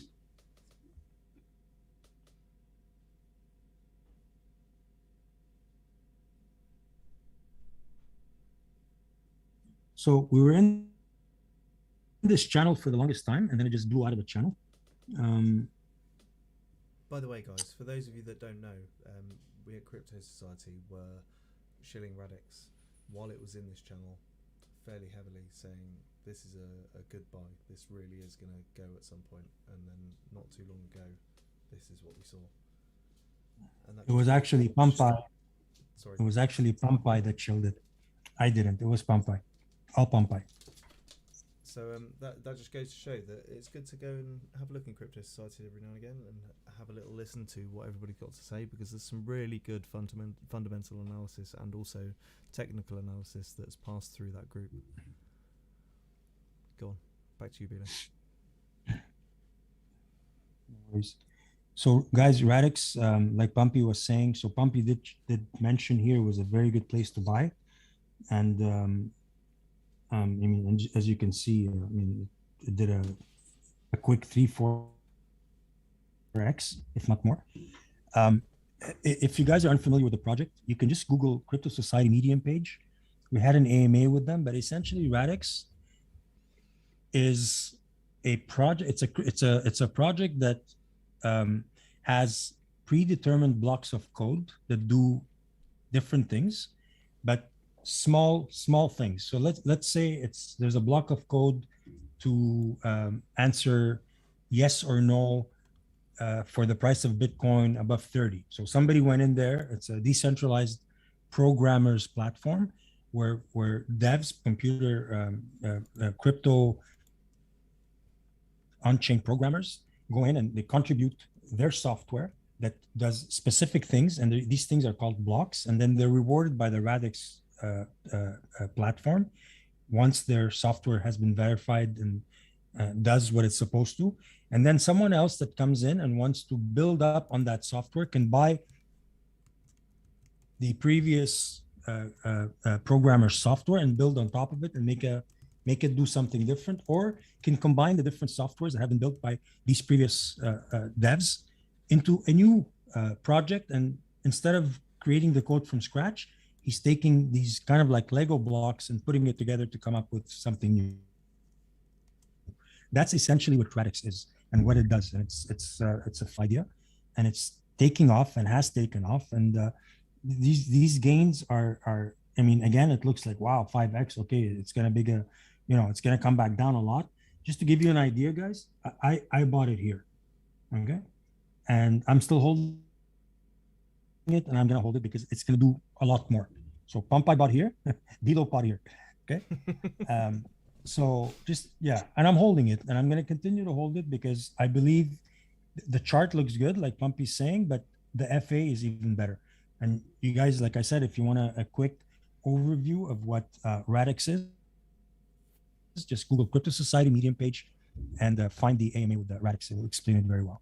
Bilo, do you want to do a quick comparison of market cap with Radix and other relevant blockchains? Sure.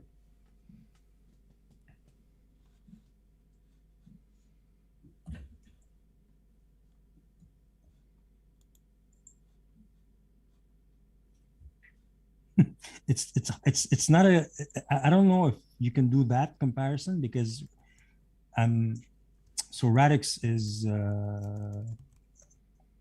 I don't think you can compare Radix to Phantom or Solana. Radix it's an app essentially, okay. So we would need to compare it to a layer 2 protocol, in my opinion, to be fair. So pick something like I don't know, Matic. No, Matic is not really a layer 2. Moonriver. Moonriver is a layer 1. Yeah, this is like, what's the best example of this? I don't know. I can't think of something because it's so unique. Also, what it does is so unique. I'm just looking through CoinGecko quickly just to see what I could compare this to. Vet, maybe? Would that be a fair comparison? Vet? It's a different use case completely though as well, isn't it? Very different use cases for sure. Dave, we really can't hear you, bro. You still swimming?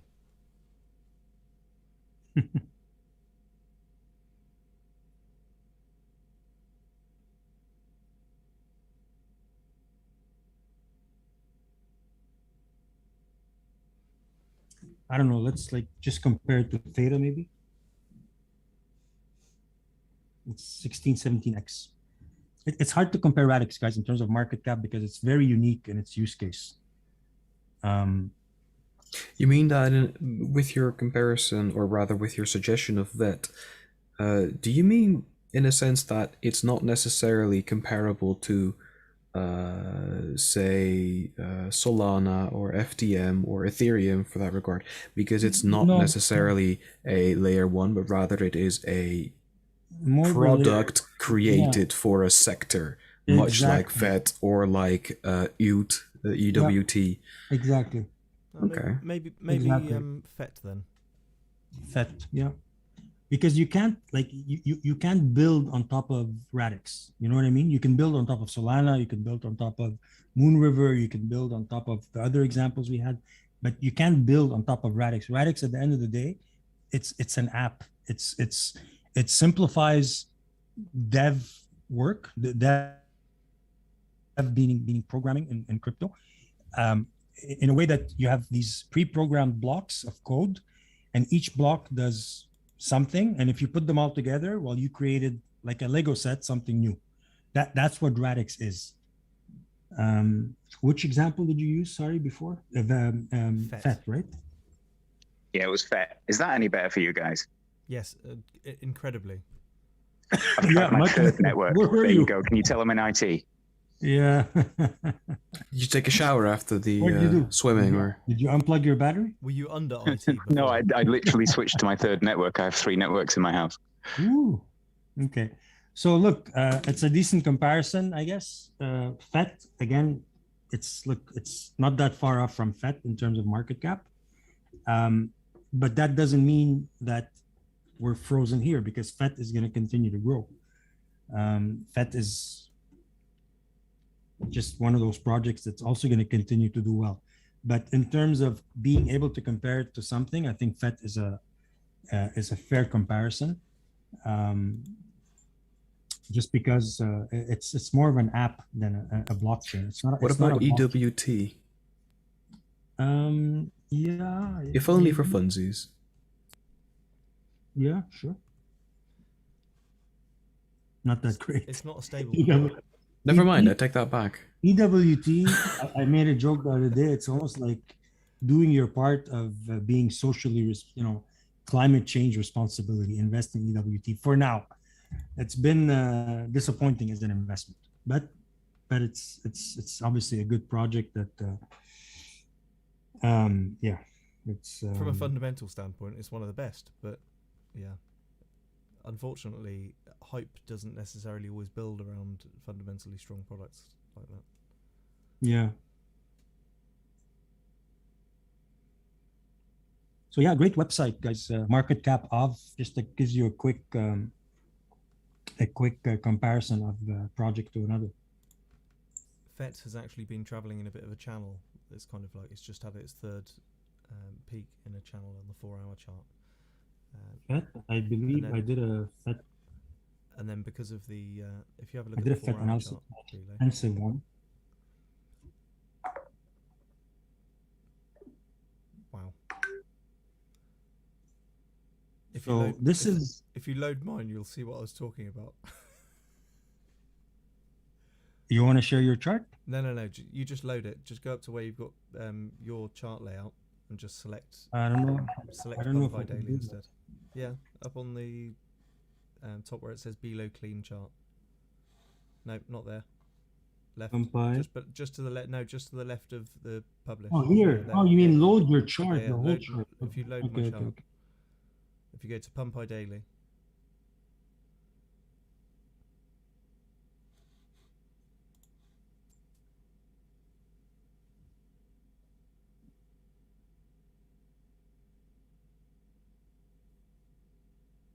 Here you can sneaky peek at my charts.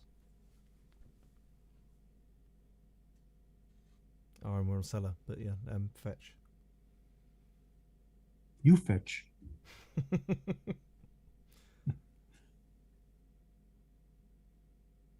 Taking a bit of time to load.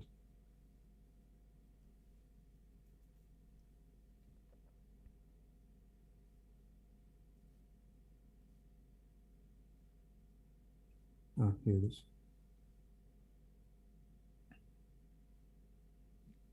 And then the 4-hour chart. Okay. And it should load my lines. How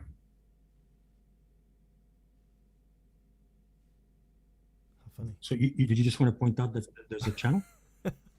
Yeah, well, we've been consolidating for a long time, which is what I was trying Yeah. to point out anyway. We've been consolidating in between two areas for quite some time. I don't know why it's not loading on your computer, but yeah, I had two areas of support and resistance that we'd literally just been bouncing between the two for well, since we dropped down into it on the 18th of September, and we bounced out of it on the 30th of October, and then we've been moving upwards in this channel, and we had come up and touched the top of it before Bitcoin had that little surprise for us earlier. Yeah. Hmm. So actually, Yeah. coins like this, while they're doing that, while they're bouncing between supports and resistances, are very good for trading if you're wanting to be day trading, because they've got very very predictable cycles, as you can see. So you've got very easily and well determined buy and sell points. Yeah, great point. Sorry, you can go back to your own chart. No worries. This is what I was referring to earlier, guys, about how complex a correction can get. So the correction started here on the 8th of September, and it ended on the 20th of October. All this is wave 4. And it can get, that's what I mean when I was saying earlier how complicated it can get. But it did end here, and now we're going up. My wave 5 was supposed to be here. We reached this today, and then probably because of Bitcoin, we went back down. And my important line for me is this: not to go below the 1. We haven't, so this is still valid. Unless Bitcoin really dumps, we should be seeing this quite soon.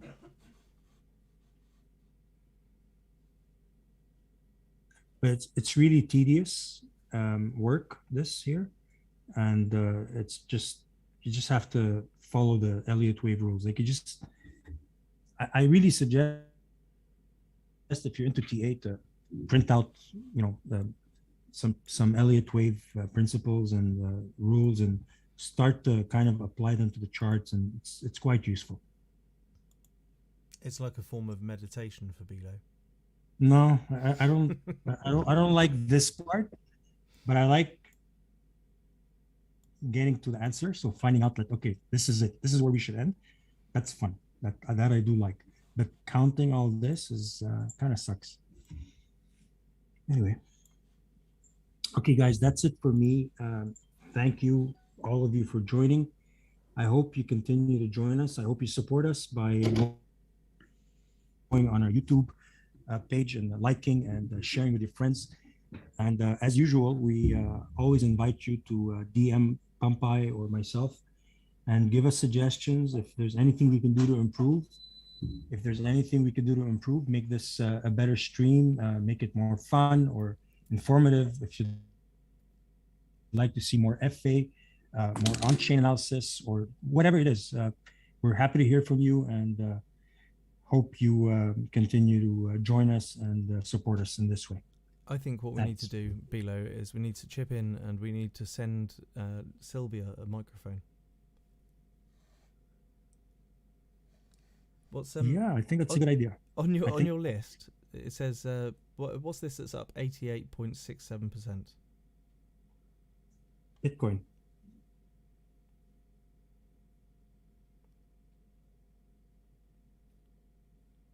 Bitcoin shorts. Oh, it's the shorts. Okay. Mm. Wow. Yeah, there's Bitcoin longs and there's Bitcoin shorts. But this is only Bitfinex. I mean, it's not the whole market. Yeah. But that is where we seem to see a lot of the most commonly played shorts. Oh, that's the dump we saw. Well, earlier. And again, because when we get into those situations where everything is so highly leveraged and the ratio is so high, as I was showing earlier, then it's quite predictable that we're going to end up seeing shorts. Indeed. Right. Thank you very much for that, Bilo. It's been a pleasure. Thank you, guys.